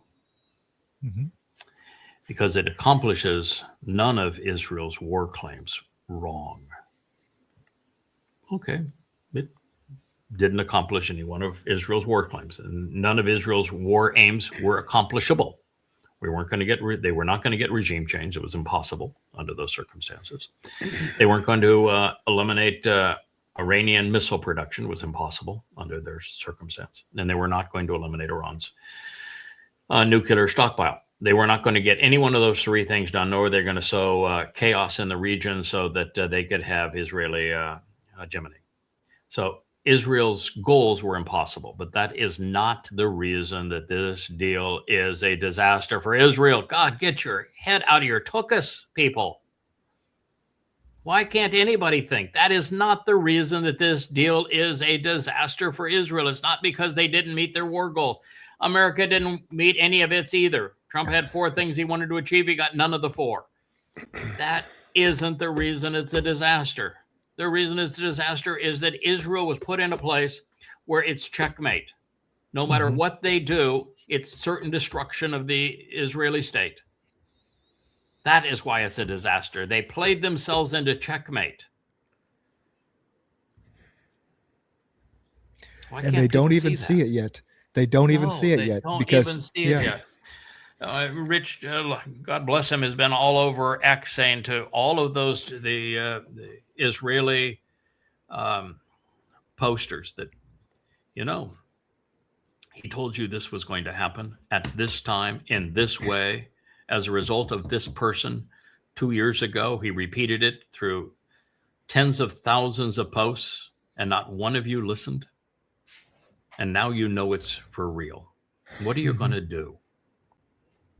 He's the only one who told you what was going to happen. You all disagreed with him, and he was right. Now, how are you going to do? Israel played themselves into checkmate. There is no answer for Israel. Just like we constantly said, there's no way out of this war with Iran other than surrender. And that's what it turned out to be. Well, there's no solution for Israel. It's checkmate. Well, They can't defy Trump, and they can't allow Trump to control them. It's either way. It's certain death immediately one way, and it's certain death a year or two delayed the other. They're looking in the wrong place. They're relying on their rabbis, their rabbinical types, rabbinical Judaism. They're relying on their IDF when they should be relying on Yahowah. On their politicians, they're nowhere close to that, because they're so enamored and reliant and egotistical about what they think it means to be Jewish, what they think it means to be Israeli, what they think is what it is to practice Judaism. What they think about the IDF. They've been played, and their ego and hard-headedness, stiff-necked nature precludes them of realizing that they painted themselves into a corner that there is no way out. And it's going to get hellacious. And there is one solution and only one solution, and there isn't even 1 in a million Israelis that recognize it. Yeah. They're still with the rhetoric of, we're going to just go finish it ourselves. Yeah, they are. Many of them are. Oh yeah, many of them are defiant, saying we're not bound by Trump's agreement. We're going to go finish this ourselves. If Israel were to go and do something aggressive in Iran, the entire world would just squish Israel. Gone. And even if it continues to fight in Lebanon, Trump will squish Israel. And you can brag all you want, Netanyahu, but when you promoted Donald Trump as the second coming of Cyrus and say no American president has ever been as great to Israel, no person in the world has ever been as great to Israel, when we all knew that Trump was the Rahab, that he was the great betrayer of Israel, when you did that, you sealed the fate of your country. You are now the man who destroyed Israel. Touchdown. Yep. All right. We're going to go over this, but we showed this in the next two. You see what that is? That is a picture that was taken by the head of the Iranian parliament. He took a picture of each of the 3 pages of the signed memorandum of understanding. This happens to be page 2 of it. This is page 1 of it. You see over here in the corner, you've got a not a signature. It's just the initials. So it's initialed by the head of the Islamic Parliament of Iran, and it's initialed by Donald Trump. So on page 1 and page 2, and that's very common in legal documents. You're asked to initial each page, so that page itself is memorialized. So in a legal document, you see both parties, the head of the Iranian parliament and POTUS of the United States, both of them have initialed page 1 and page 2. This happens to be page 1. We just showed you page 2. He's going to hold up page 3 with himself. I think the next slide should do it. Oh no, well, we got one here, but we'll find one here. But the fact is, he's holding up page 3. So that's all 3. So now we know, because we have Donald Trump's signature on it, and we have the Iranian signature on it, and we have the president of the Iranian parliament holding it up, that we know exactly what's on that document. No speculation now, no translation from a third party. That is the document that was signed by Donald Trump in Versailles. And I posted the full disclosure of that on the chat pages of yahowah.com. And on one of those versions, I posted one where I highlighted the difference. I went to the one that Saudi Arabia released yesterday, and then to the one that was actually signed. And there are some significant differences between the two, and I want to share those differences, and I want to talk about what the differences mean. The yellow here that's a difference. So this is one of the most important documents of our modern age. It is the new Treaty of Versailles. It will usher in the destruction of Israel. It is the betrayal of Israel. That is, its primary purpose is to betray Israel. And so it's important to know exactly what's on that document. And let's review it. So it begins, point one, the United States of America and the Islamic Republic of Iran and their allies. You see that and their allies? The and the allies were not on the document we reviewed yesterday. And their allies. Iran only has one ally in this war, Oman. And the United States has numerous allies, but primarily Israel. So what they're doing here is saying that Israel is bound by this agreement. That's a very significant change. In the current war, by signing this MOU, that didn't have that language in the other one, because this says that once it's signed, and now we see the signatures, that many of these points are binding. The ones that are binding are designated as already binding. This is not a memorandum of understanding where then you take these things and decide what you want to do with these points. There are many of these points that are binding upon the signing of this memorandum. We'll talk about those, and we'll talk about those that are to be negotiated later. But point one is valid. It's imposed, not by future negotiation, but by the signatures on it. So by signing this memorandum, it is declared the immediate and permanent termination of military operations. The previous one did not have that terminology. On all fronts, including Lebanon, and undertake from now and from this point, and not to initiate any war or any military operations. You know, the world now has all sorts of terms that they don't want to use war, so they've added or military operations twice against each other, and refrain from the threat or use of force. Trump we just read his own post where he says, I'm going to drop bombs in the middle of their head. That is a threat of force. He has already violated the initial clause of the agreement that he signed. Against each other and ensuring the territorial integrity and sovereignty of Lebanon. That's new. So that doesn't mean, before it just said including Lebanon. Now it talks about ensuring the territorial integrity and sovereignty of Lebanon, which means that for this, what Trump signed requires Israel to withdraw from Lebanon. It's not just to have an armistice there. It isn't just to stop the bombing. Israel must withdraw from the territory of Lebanon based upon this agreement, like a spanked dog with its tail between its legs. That's a huge change and exceedingly negative for Israel. The final deal will confirm.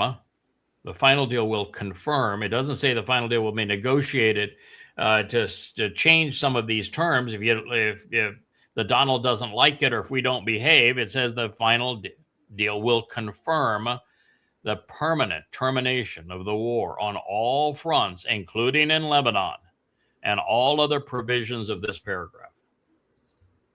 So the final agreement isn't to be negotiated as it relates to paragraph 1. It is to confirm paragraph 1. Do you understand? I mean, that's exceedingly different than the original language. And it requires the withdrawal of Israelis from Lebanon. That's pretty, and all fronts would also include Israelis withdrawing from Gaza and from Syria. Okay, so in this case, the difference between the agreement that Trump signed and the one that Saudi Arabia released is 100 times worse for Israel. Mm-hmm. It's a complete betrayal of Israel. It's checkmate. It assures the destruction of Israel one way or the other. They only have 2 options now, and both of them that will lead to Israel's demise. So, and now point 1 is not negotiable. Now, Trump can't say it's a memorandum of understanding. If I don't like the New Deal, we'll start bombing them again. No, you don't have that. You have agreed to commit to this. This is all you can do in the final agreement is affirm this. You don't get to negotiate it. You get to affirm it. That's it. And I know Trump doesn't like to read, but that's what the words say. Number 2, the United States of America and the Islamic Republic of Iran undertake to respect each other's sovereignty and territorial integrity and refrain from interfering in each other's internal affairs, other than to correctly name both countries as opposed to U.S., which seems so weird, and just Iran. It now spells things out with the 2 countries. But other than that, it's the same. And of course, that is a huge loss for the United States, because the United States is in the regime change business. It's never been more aggressively in the regime change business than it is in Iran. Iran is the test case. America has been for 75 years manipulating in Iran and replacing governments for 75 years. The Ayatollah is an American project. The Shah was an American project. This regime change battle again was an American project. We had intelligence that said they're there, go kill the leadership. And so this says you can't do that in Iran. The United States and the Islamic Republic and Iran commit to negotiating and achieving the final deal in a maximum of 60 days, extendable by either party. What you'll find here, there are points that require negotiation. They're open. And there are points which are already agreed to, and they have to be brought forth and consummated before the negotiations even take place. Okay, so it's important to know those things. Okay, number 4. Immediately upon the signing of this memorandum of understanding, the United States of America will begin the removal of its naval blockade, and any disturbances or impediments against the Islamic Republic of Iran. So it's not just removing the blockade. Anything the United States could ever conceive of doing that would disturb or impede the Islamic Republic of Iran has to be eliminated. And they will fully end the naval blockade within 30 days. During this period, the traffic of vessels will be in proportion to the numbers of pre-war traffic being restored by, now it says actually has those terms in there. The words last time said that Iran was going to be in charge. This one now is even clearer in that regard. The traffic is restored by, not the U.S., not a consortium of nations, by the Islamic Republic of Iran. The U.S. is conceding that the Straits of Hormuz belong to Iran. The United States of America further undertakes to remove its forces from the proximity of the Islamic State of Iran. Now, that strait and the Persian Gulf is very narrow. Kuwait, Qatar, Bahrain, United Arab Emirates, and Saudi Arabia are all in proximity of the Islamic Republic of Iran. Mm-hmm. This isn't a point to be negotiated. This is a point that they have agreed.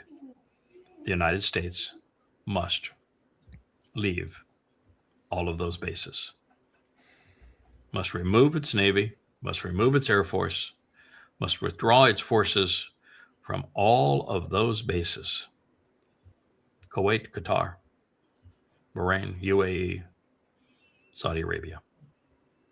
How do you like that? Probably Iraq. Oh, yeah, the U.S. would have to leave Iraq. I'm not sure that the Iranians give two hoots about the 5,000 Americans that still are in Iraq, because they are a target practice. And it gives the Iranians a ready target, and they're otherwise surrounded and meaningless there at this point. But you're right, it would also mean Iraq. You know that Trump on his G7 talked about Qatar and said, Qatar is Iran's closest land neighbor, and you can walk from one country to the other. Right. There's not one of these Arab fiefdoms, states with flags, that you can walk into Iran from. The closest would be Kuwait, but you still have to walk through Iraq from Kuwait. And the others do not have a land border with Iran. Yeah. He's geographically challenged. He's truthfully challenged. So anyway, they have to remove all U.S. forces from the proximity of the Islamic Republic of Iran within 30 days after the final deal. Number 5, upon signing of this, that wasn't there previously. Upon signing of this, this becomes effective. There's no negotiating. It's just once you've signed it, you're committed to it. Upon the signing of this memorandum of understanding, which we have now proof, we have pictures of his signature on it. We have pictures of him signing it at the Palace of Versailles. The Islamic Republic of Iran will make arrangements using its best efforts. So who's doing this? Iran. It's going to make arrangements using its best efforts for the safe passage of commercial vessels with no charge for 60 days. When we read yesterday, we heard yesterday from the Post, they said that they had psychiatrists that were feeding Trump that which he would agree to. This no charge was a big Trump thing, wasn't it? Wasn't it the other agreement? It got him to sign it. What does it say? No charge for how long? 60 days. 60 days. You got no charge for 60 days. Oh, by the way, we're giving you $325 billion in removing all sanctions up front for you to run the Strait for 60 days without fees. And by 30 days of that, you only have to let Iranian ships go through. So it's really 30 days of no transit fee. That's what they gave the dumpster. And he can hold it up. It says no fees on transfer. Yep. For what will be 30 days, because for the first 30 days, it's only Iranian vessels that are going to go through. Oh, talk about getting skunked. Oh, my God. Yes, for 60 days. Only from the Persian Gulf to the Sea of Oman and vice versa. The traffic of commercial vessels will immediately start. Now, this is new language, and it's contradicted later in the statement. Will immediately start. Why? Because that's what Trump kept on saying. I want it to immediately start. So they gave him the bone that he wanted. 30 days of free transit and an immediate start. And considering the need to remove the technical and military obstacles and determining the Islamic State of Iran will be initiated within 30 days. So it's Iran that's in charge of the Strait, and they have 30 days to begin the process. So for 30 days, nothing happens, but he got the language. It's opened immediately, except they don't have to remove their mines, and they don't have to escort any ship through for 30 of those days. So they gave him the plum he was looking for immediately, even though when the paragraph itself contradicts it.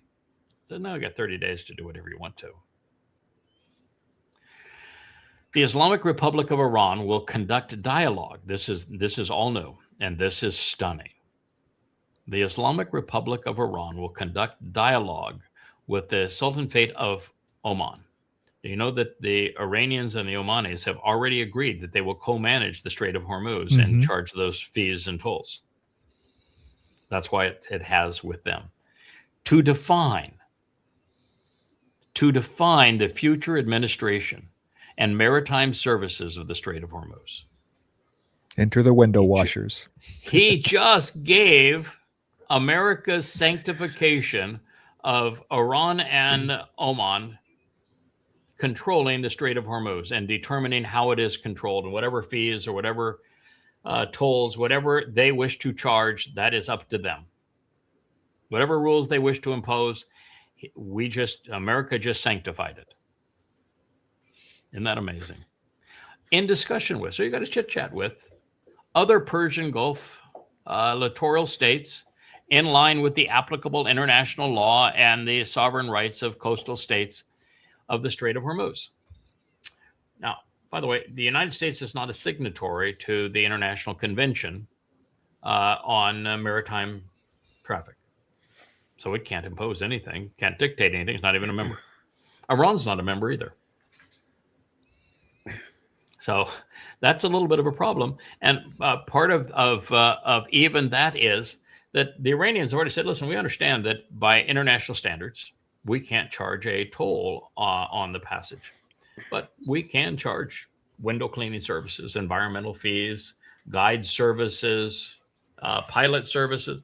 There's all sorts of fees, and it's just going to come out and be exactly the same as it was. It's just going to have different names. And now that's sanctified.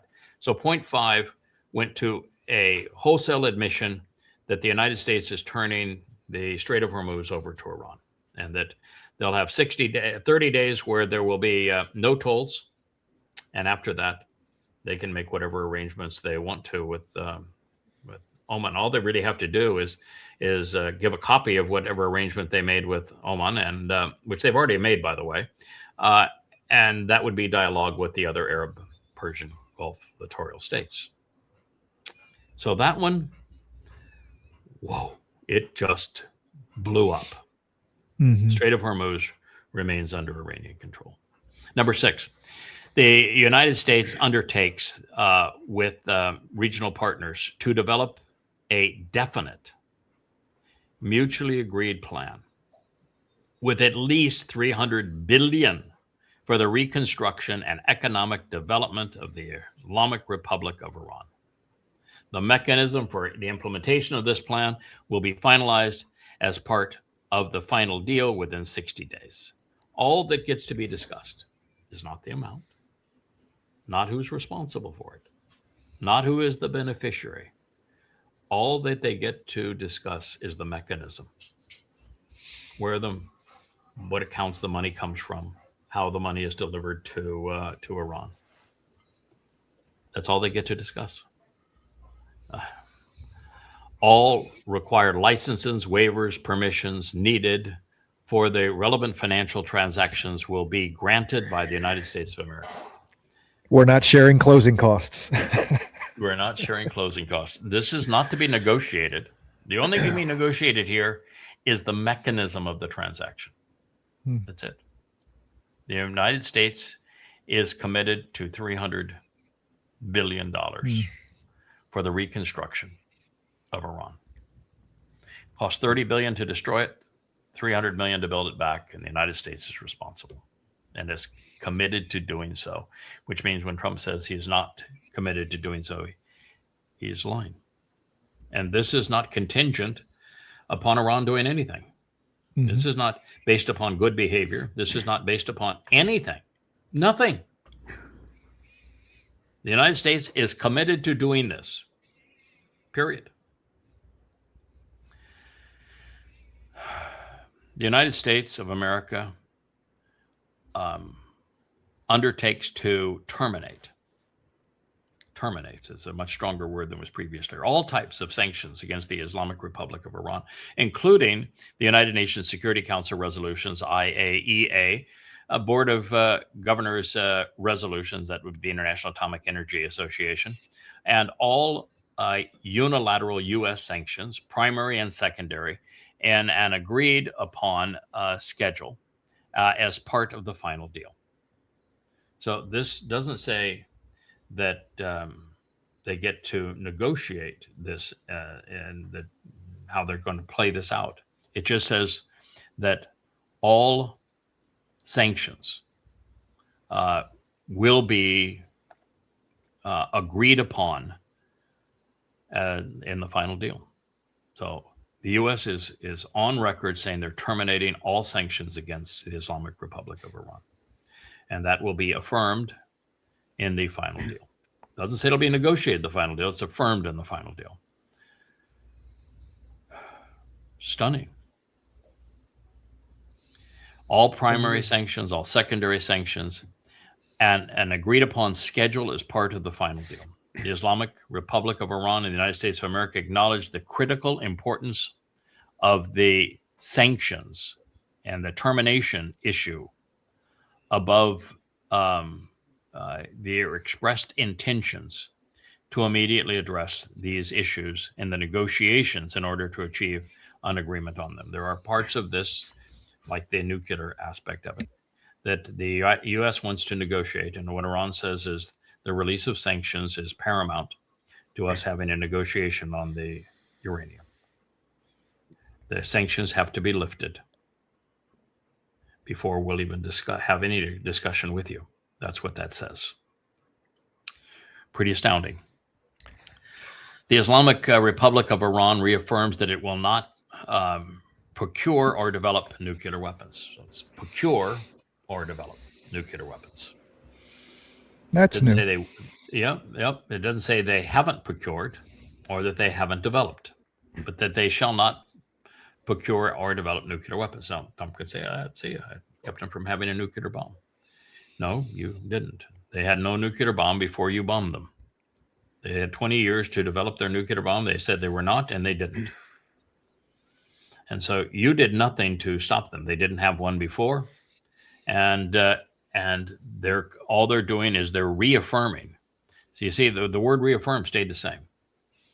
What Iran is saying is, you didn't convince us not to have a nuclear bomb. We said we were not going to build a nuclear bomb, and we're not going to build a nuclear bomb. There you go. All of this for that. And the Islamic Republic of Iran agreed to resolve the disposition of stockpile enriched material pursuant to the mechanism that will be mutually agreed upon in accordance with the schedule memorialized in paragraph 7. So paragraph 7 is release of all sanctions. So Iran will negotiate this when all sanctions are relieved. And that they will immediately address the issues in negotiation in order to achieve a mutual agreement on them. So point 7 is the complete release of sanctions. If the U.S. when the U.S. does that, then there will be a negotiation between the two parties on Iran's nuclear fuel. So it's in accordance to the schedule mentions in paragraph 7, the minimum methodology to be downblending on site. The U.S. doesn't get to take it. It's not given to the United States. The methodology would be downblending on site and supervised by the IAEA. However, there's no discussion here on dismantling any of the centrifuges, which they have in 40 different locations. You can take and downgrade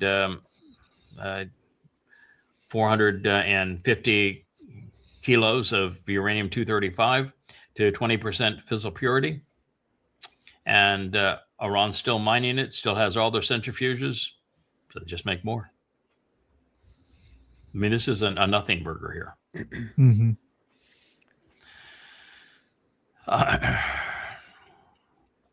Point 9. Pending the final deal, the United States and the Islamic Republic of Iran agree to maintain the status quo, which means that while they're negotiating this over the next 60 days or 120 days or however long it takes, the Islamic Republic can continue to make as much uranium, enriched uranium, to 90 or 100%, whatever they want. And the U.S. cannot interfere. They can't impose new sanctions. They can't do anything about it. The Iranians can continue to do whatever they've been doing. And so if you don't have a formalized affirmation of this deal, that Iran will just continue to enrich uranium, and there's nothing the U.S. can do about it. And so the only way that you can have any influence over Iran is by affirming this deal. Very clever of the Iranians in that regard. The United States of America undertakes that immediately. Immediately means right now, upon the signing of this agreement, not to be negotiated, not to be delayed, not to have Iran show that they will behave. It says immediately upon the signing of this MOU, until the termination of sanctions, the U.S. Department of Treasury waivers for all export on Iranian crude oil, petroleum products, and derivatives, and all the social services. So Iran now can sell everything that it produces at full market value, unencumbered by the United States, upon the signing of this deal. That is bigger than the $300 billion to Iran. Number 11, the United States of America undertakes to make fully available for the use of the frozen, restricted funds and assets of the Islamic Republic of Iran upon the implementation of the Memorandum of Understanding, not upon future negotiation, not upon proof that we can be trusted to do something with our uranium. Immediately, the United States and the Islamic Republic of Iran will mutually agree to the procedures related to the release of these funds during the negotiation. Not to the satisfaction of anybody during the negotiations, they are released. Such funds, whether retained in the original account or transferred, to be made fully available for the payment of the ultimate beneficiary designated by the Central Bank of the Islamic Republic of Iran. The United States undertakes to issue all necessary licenses and authorizations accordingly. Point 12 is exactly as it was, that they will work out a mechanism for future discussions based upon the implementation of this MOU, not based upon Trump saying, okay, we signed that, but now we're going to go back to the terms that I want to, and I'm going to impose the terms again like he did the previous time. No, it's only on the implementation of this MOU, the implementation of this agreement that is so destructive to Israel, so grossly. I mean, this is worse than the Treaty of Versailles in terms of the surrender. Point 13, after signing the MOU, which is now signed, and subject to beginning the implementations of paragraphs 1, 4, 5, 10, and 11. Guess what wasn't included in that list of paragraphs the previous time? 1. What is 1? The checkmate of Israel. Lebanon and threats. Yep. And 4 and 5, 10, and 11. 4 and 5 says that the Iranians can control the Strait of Hormuz, and they have to have 60 days of toll-free passage. 10 and 11 says that the United States has to remove all sanctions, and they have to release all of the $25 billion in frozen Iranian assets. So in other words, 4 and 5 come with the price tag, and that's the price tag. And 1 is the thing they want the most, which is the checkmate on Israel. And they start negotiations regarding the final exclusivity. So the negotiations, the start of negotiations regarding the final deal will be exclusively on the other paragraphs. So there's no negotiation of 1, 4, and 5, which give control over the straits to Iran, and 10, 11, which is the elimination of all sanctions and return of Iran's frozen assets. There will be no negotiation whatsoever on paragraphs 1, 4, 5, 10, and 11.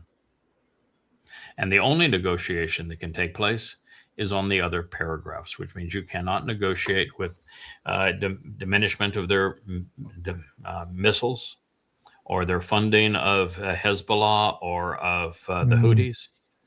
Everything else is excluded except the statements here, and there's only one of them that is any benefit to America, which is that Iran won't have a nuclear bomb. But that's all they can discuss, is that what happens with the existing stockpile, and they cannot even discuss Iran's continued ability to run centrifuges or to mine uranium. All they have is a pledge that we will not procure or build a nuclear bomb. It's worse than Versailles. So there it is, Israel. You've been checkmated. America, you have surrendered. You've had wars that you lost, and you walked out with your tail between your legs. Korea, Vietnam, Afghanistan, Iraq, Syria, Libya. There's lots of wars that America has lost, but it's never had to sign a surrender document. This is the first time America has ever signed a surrender document. Or pay for cleaning up its mess. Or pay for cleaning up its mess. Or enriching an enemy. Pretty astonishing. What do you think about that, Roger? Well, I think the rest of the world is watching what's going on here and seeing just how easily Trump's being manipulated on this. This is just incredibly bad. I can't even imagine anything. If you'd have told me a couple of days ago that's what I was going to say, no way. No way. But yeah, it's an incredibly strong document. I don't think he might be able to talk his way out of it with his MAGAs, but this is going to go a long way towards people seeing who Trump really is. Yeah, I've listened to Newsmax and Fox News continue to portray Trump as the great negotiator and the man that ended a war, a miracle worker, and all of that sort of thing. And it's pure toxic delusion. But apart from those who have Trump derangement syndrome, which is they're deranged regarding Trump, the world knows, everybody knows that this was total and complete surrender, and that Trump is out of his mind, that he is a madman, and that he lost bitterly, and that nothing he says can be trusted. How'd you like to be one of the Iranians that decided that they would trust Trump to overturn their regime, and you protested, and your son or daughter was in prison and killed, and then Trump talked about how brilliant and how wonderful the Iranian regime was, and how bright they were, and what a pleasure they were to negotiate with, and that he has great respect for them and is giving them a bright future. Full sanctions relief and $325 billion, and total control over the Strait of Hormuz, so that they can put whatever fees they want after 60 days. How would you feel like? What would you feel like if you're one of those people? How would you feel like if you were a parent of a service man or woman who was killed in this conflict? How would you feel if you were a fiefdom and the flags, private estates with flags of Qatar, Bahrain, United Arab Emirates? You were bombed because of Trump's war, and held hostage because of Trump's war, and he has just empowered your enemy over you, so that you are now a vassal of Iran. How would you feel? And that the United States is abandoning those bases? Well, terrible. Oh, I mean, just terrible. It's just terrible. I mean, I think smart people are starting to recognize, who Trump really is. I think this is going to go a long way towards cementing that opinion. I don't see how he gets out of this politically. I really don't. Well, he obviously has another 7 years to live. Because he is the Toraless one. He is the person that Christians know as the Antichrist. He is going to move to Jerusalem in 2030. So Israel is going to be as Israel has always been: hard-headed, stubborn, belligerent, unwilling to listen. We proved through the prophets that Trump was this fellow, and he was going to betray them, and now he has betrayed them. This was not an accident that Israel is the top line of this agreement. They are point one. They are the dominant factor of this agreement. Trump could not have pursued this without knowing that he is betraying Israel. He had to want to betray Israel for this to occur.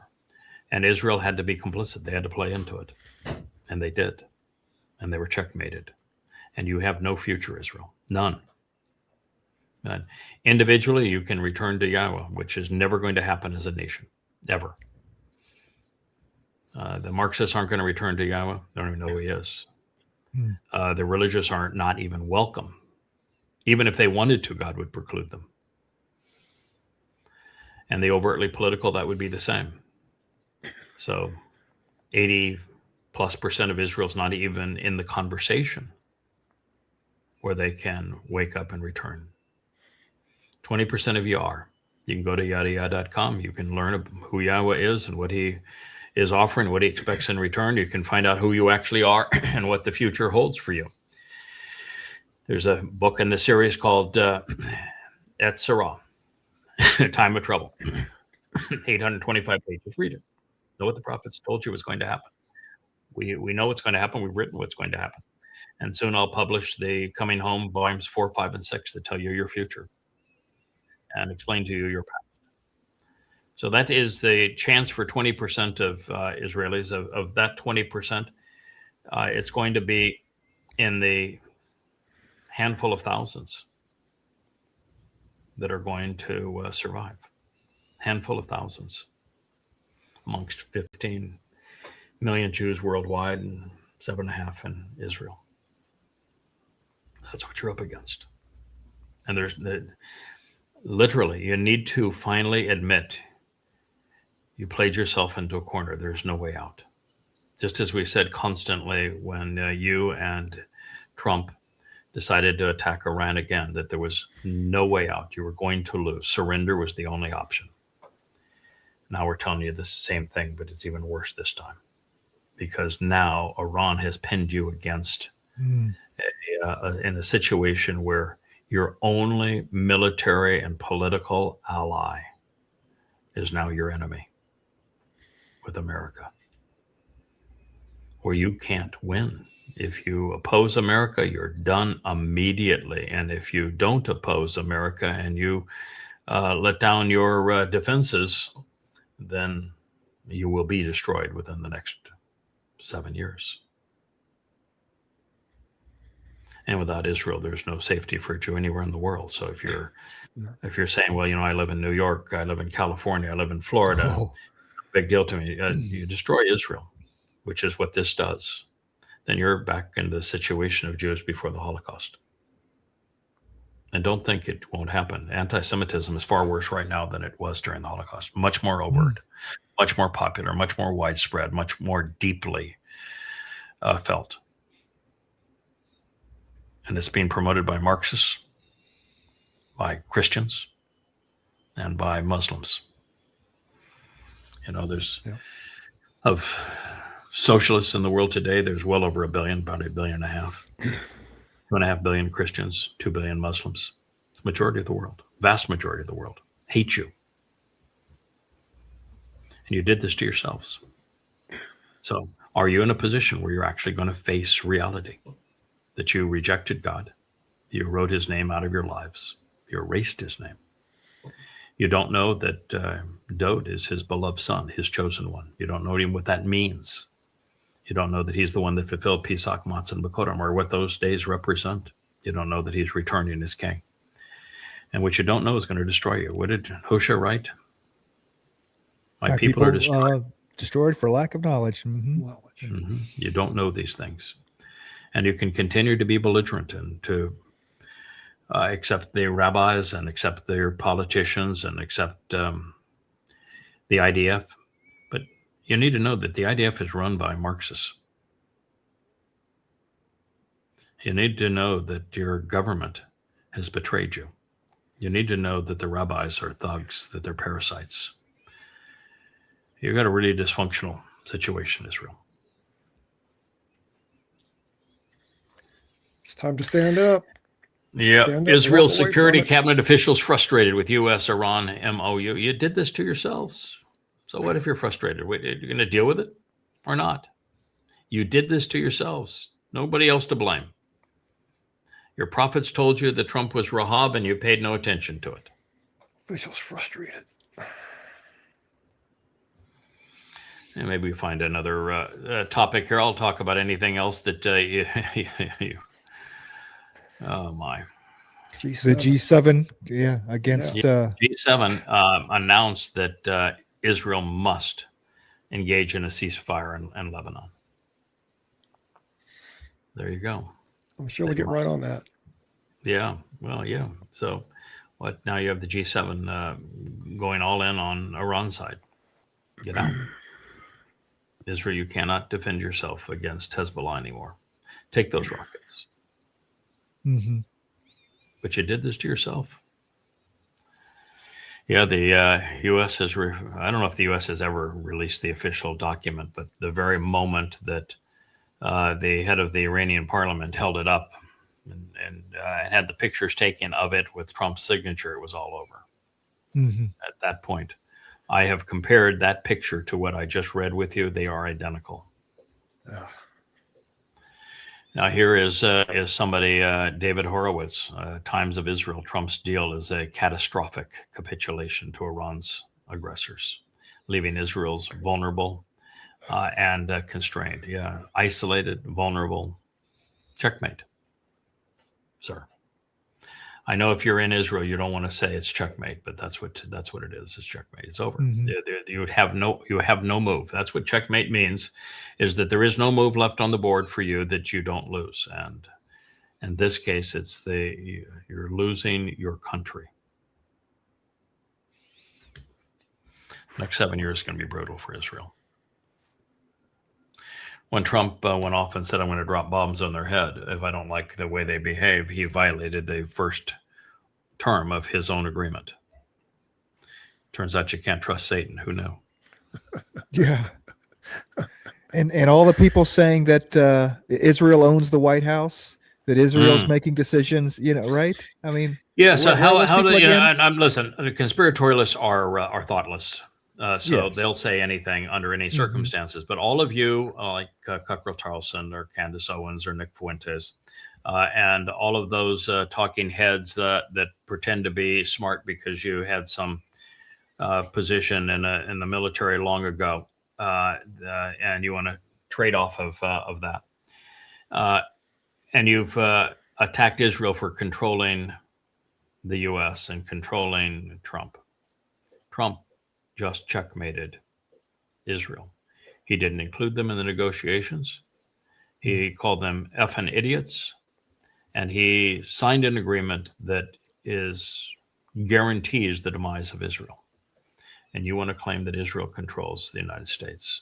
If you had any integrity, you would just say, we were dead ass wrong. I apologize. I was obviously wrong. But they won't. No, Why do so many people believe such stupidity? It's all from Revelation. They want to make Revelation so real now. And Revelation is really nothing but a crappy job of plagiarizing and paraphrasing. Its primary source is the book of Ezekiel, which is satanic. I mean, literally satanic. The presentation of its God is from the occult. It is from the astrological pagan beliefs and the pagan gods of Babylon. That's how their God is presented. The primary theme of the book and the first 2/3 of it is 25 ways to torture and kill Jews. In that first 2/3, there is 2 grotesque rape scenes where the Satan is graphic and raping Jewish women. I mean, it's really graphic. And the final 1/3 is Satan replacing the Moedim of Yahowah with his own festivals, and adding Do Nothing Day and Full Moon Day and All Idiots Day. And then on top of all of that, he takes and pretends that the Temple Mount doesn't even exist. Jerusalem doesn't exist. We're going to wipe it out. We're going to pave over all of Jerusalem, most of Judea, bury what was the Temple Mount. And we're going to build this monstrosity with the Coppercon, Measure Man, Donald Trump being the real estate developer for the naming rights of this new temple. It is purely satanic, and the book that is plagiarized most commonly in Revelation 38 times is Ezekiel. So this is it's nothing but religious trash, and it's obviously not true. It was so easy to prove that Ezekiel isn't true. Mm-hmm. And why do people believe this rot? I mean, you're just being played for a fool. Well, leading up to today, if you wanted to live, you pretty much had to in certain parts of the world. Middle Ages, you didn't agree with the church, you weren't allowed very long. Yeah, it's true. Tortured you to death. So, a lot of it's indoctrination and fear. Yeah. I understand how Christianity came into being. Paul, who wrote the first 14 books, and the next 3 were written by his publicists and his propagandists, his faith healer, that Paul created the myth of Jesus. He called the myth of Jews killing Jesus. And he misquoted God, but the people he was writing to didn't know any better. They still don't know any better. Mm-hmm. And I understand that Paul died completely alone and embarrassed, unable to convince anybody during his life.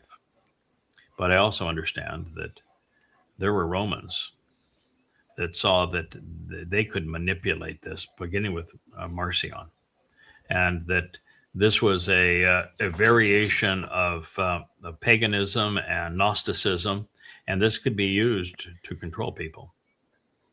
And they used it. And they didn't have to convince very many people to believe this nonsense. And then in the early 4th century, at Nicaea, the emerging Roman Catholic Church voted on the deification of Iesou Christou. That was the purpose. Before then, he had just been a man. They voted to deify him, to make God a man. And after a while, the Romans realized that this was really a very effective control mechanism. And it was Theodosius that imposed Christianity as the only authorized religion of the Roman Empire. And at the same time, he imposed feudalism. And it became nothing but a control mechanism. There's nothing more powerful than religion and politics merged. And the merger was of this beast. And once they were merged, then politics and religion merged, and and that was the only legal version. And they just simply imposed terror to get people to capitulate. And most people won't stand up to terror. Very few people will. And you do that long enough, and the people finally just give up. They won't fight it anymore. And you finally get to a point where you can remove the terror, but people are so indoctrinated that they can't think themselves out of their plight. I mean, it's so obvious that Christianity isn't true. I mean, God's not a man. Men cannot kill God. Bodily resurrection is counterproductive. Every citation in the New Testament of the Torah, prophets, and Psalms is erroneous. There's no mention of a Jesus. There's no mention of a Christ anywhere in the Torah, prophets, and Psalms. He cannot be the big kahuna if there's no mention of the kahuna. Mm-hmm. I mean, it's just obviously false, every bit of it. And Paul commits all manner of rational fallacies, and he even admits he's demon-possessed. And you can't think your way out of that. So after a while, it's just conditioning and people not being able to think their way out of the society they were born into. But before that, it was terror. Yeah. Before that, it was a pile of lies designed for people who were ignorant and would believe them, because that pile of lies was the same gods by different names in a very appealing format that Paul wrote. It was a really clever lie that he created. But it would only be sold on those who had no clue what the Torah, prophets, and Psalms actually said. And so that's how it all came to be, and now you got 2.5 billion people fooled by what is satanic. Wrapping it up. Yeah. Yeah. Look at Today, the birth of Islam. Same, even worse. yeah. Today, you go to small town America, you got a steeple on every corner, just about. Yeah. You do. Everybody in the town is Christian. If you move there, you're kind of expected to be that. Right. You know, Right. so it's got its claws in even today, pretty heavily. Correct. Even though in major cities, Christianity is on the way out. It's as a religion in America, it's gone from like 90+% of Americans were Christians and acknowledged they were Christians, down to about 35% today. So it is, Christianity is dying as a religion. Islam would die too, but you die if you renounce the religion. So most people have a tendency not to sacrifice their own lives just to renounce a religion, so they go along. But in Christianity, where there's no longer the penalty of death for renouncing the religion is failing at a very rapid rate. But it couldn't happen fast enough. Yeah. Okay, my friend, we'll do one more. And thank you, Roger, for participating. I'm sorry to be so detailed in the presentation of the memorandum of understanding, but I thought it was important to go over. This is the final version of it. We have absolute verification. This is the final version, and it is across the board hugely worse for Israel and for the United States. I think it's important to get it out.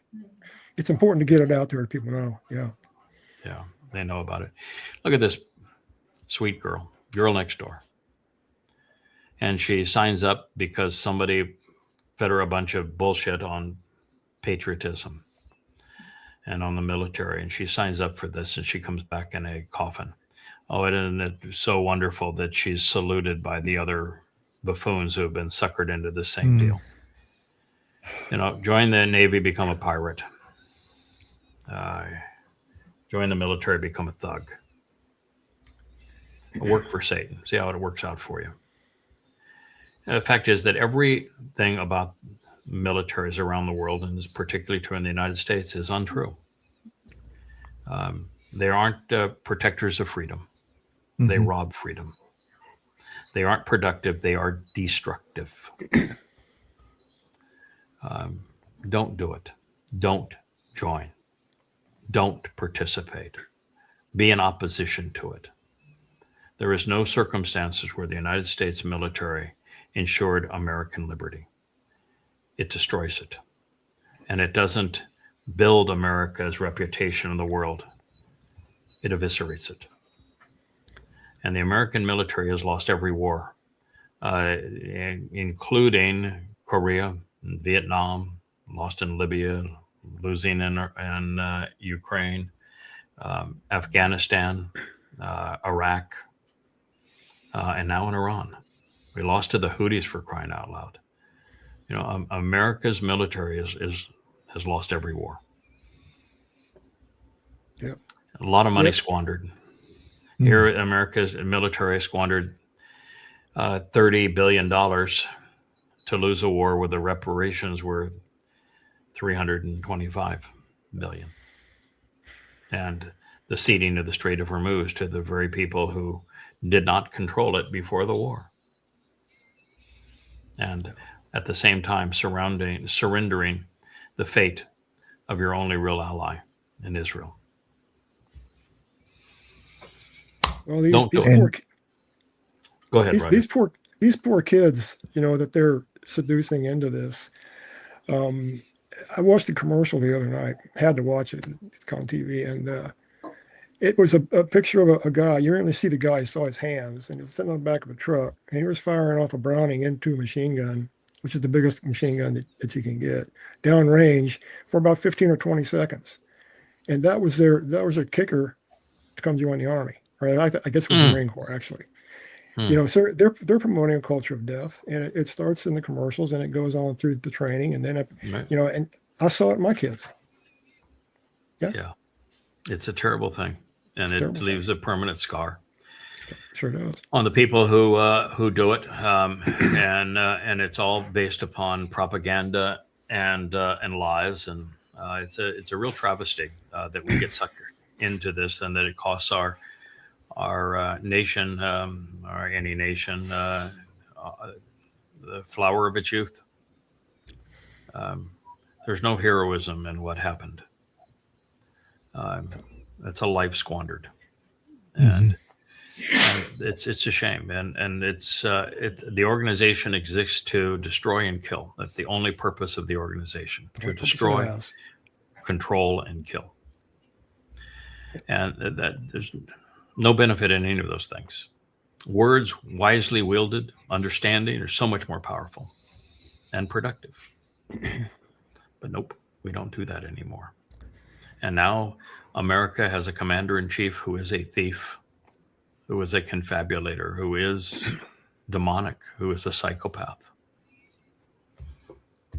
So why would you want to be part of that? And the saddest thing was, and I predicted it at the time, when Trump had his meeting with the 800 generals and flag officers and admirals, I said, I know the culture here because I had a 3-star on 09. 08, I guess, is a 3-star, as my chief of staff in my last business.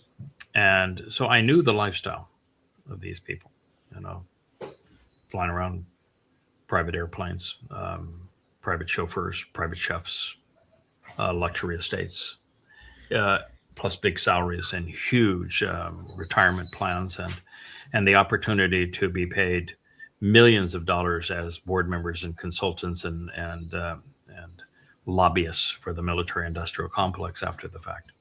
It's a gravy train, and those who make it to the top politically don't want to give that up. So when there was 800 flag officers, and Trump and Hexeth were pounding their chests and said, we just turned the Department of Defense and the Department of War, and we're calling on you to be willing to fight in America against my enemies, which would be anybody that opposed Trump.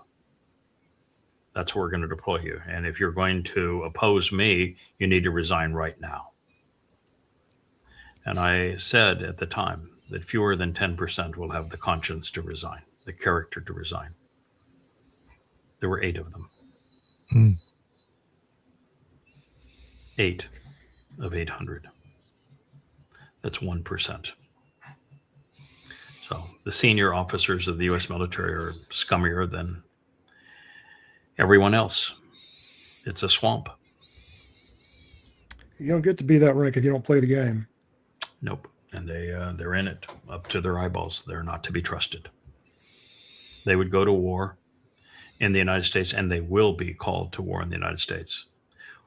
When Trump loses Congress in the midterms, he's going to have martial law to keep from having elections 4 years hence to stay in the White House through 2030. And so it's going to be martial law. He's going to use ICE, which is his own private military, and he's going to use the U.S. military to impose martial law and to oppose him being booted from power. He's not going to get that ballroom built in the next 2 years. So he and that the Arc de Trump of the Fourth Reich isn't going to be built in the next 2 years. He is planning on being there through 2030, at which time he's going to go to Israel. And we are the only people that figured it out after right. The prophets had revealed it all. And here we are saying it, and it's just hell on wheels getting people to listen, particularly in Israel or even the United States, that you figured it out, you laid it on the line, you proved it all, and people continue to let the orchestra play on. Build that ballroom, build the Ark of the Fourth Reich. What do we care? Continue to fund the brown shirts of the private militia of a psychopath.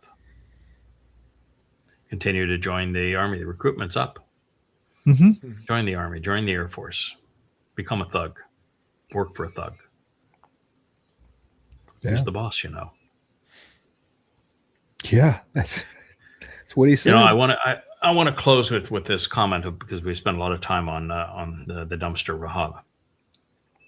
when you're dealing with a psychopath, anybody within the cluster B family of mental disorders, there's only three ways that you can deal with them. Only three. One is to oppose them. Now, if you oppose them, they're going to come after you. You will make them worse. When you oppose a psychopath, they become vicious. And so you will bring out every ounce of their hatred if you oppose them. And that's what the Dems are doing, and doing it poorly. So you have to be really careful. We are duty bound to oppose them. I have no choice. It's the part of the job. It's written in the prophets. So I have to oppose them. But, I'm a civilian, not an elected individual. But opposing them puts you in a position like everyone else that has opposed Trump. He devours them. The Dems are afraid to go after. Even the mainstream media won't go after him. They'll dance all around it because they're just absolutely petrified of him. But one is to oppose them. It's not going to work. It's going to make it worse. The other is to appease them. To say, well, there's some good in this, or we're going to, be like Fox News and the new CBS or Newsmax and all the little talking heads of the recreation of TASS. Remember when TASS was the official media of the Soviet Union, and it presented nothing but propaganda? Well, that's what Fox News and CBS and the Newsmax and the like have become. They're the official propagandist channels of the Trump administration. So the other is to appease him. But you appease a psychopath and you play right into their delusions. They become much worse when you try to accommodate them. The third is to ignore them. And that will drive them absolutely batshit crazy. But it is the only way that actually works. It's painful, doesn't work fast. But the best thing that the news media could do with this psychopath, Satan incarnate, is to ignore them. Let us take it on the chin. We've got big shoulders and backing on high to take him on. We'll take him on. The rest of the world should just ignore him. The best of all options. And I've dealt with this now all of my adult life, from the time I was a very young man in my early teens. I've been up against this. And what most people don't realize is that the narcissist and the psychopath have deep-seated insecurities. They see the ego and they think that there's confidence there, but there isn't. The ego is a mask for deep-seated insecurities. And that is what's always driving them. And that's why if you feed into it, you make it worse. And if you oppose it, then you're threatening to remove the mask, and that is frightening to them. So it's always deep-seated insecurities. Trump deep down knows exactly who he is, that he is a fraud, that he is demon-possessed, that he made a deal with the devil. And he knows that he is a con man, and he knows that nothing that he says is true. But it's his insecurities that cause him to do everything he can to cover it up with the opposite of what's true. And so those are the three ways that you can deal with this monster. And the only one that will prevail is to ignore him. And that's going to be tough for people to do, because the Dems have no clue how to respond to him. The media has no clue how to respond to him. And, this most recent thing where he says, if they don't play along and do what I want, I'm going to bomb the middle of their heads. And him saying that there's no agreement in there to give Iran $300 billion. It's such an egregious, outright lie, or violation of his own agreement, that there's no reason you should try to analyze this kind of a person. You shouldn't report anything they say as having any credibility at all. You shouldn't try to analyze them. To the greatest extent possible, just ignore them. Don't send anyone to the White House. And he can yabber all he wants and no one's going to hear him. It's tough for the world to do, but that's what needs to be done. All right. Well, I thank you for a great program. We've done 2 hours and 30 minutes. That's a long program. Roger, thank you for being with us and all of this. Always great to have you as part of this program. Glad to be here. Glad to be here. Yeah, love your essays on the Torah as well. Thank you for doing them. And Kevin, great work behind the scenes and in front of the scenes and all the things that you're doing to keep this family together. We appreciate you, and thank you, Rich, for managing the controls behind the scene. We're grateful. Couldn't do this without you. Not a problem. Good day. Good day. Hey there, thanks for tuning in. That was Fetch. Gotta run now. Catch y'all on our next podcast.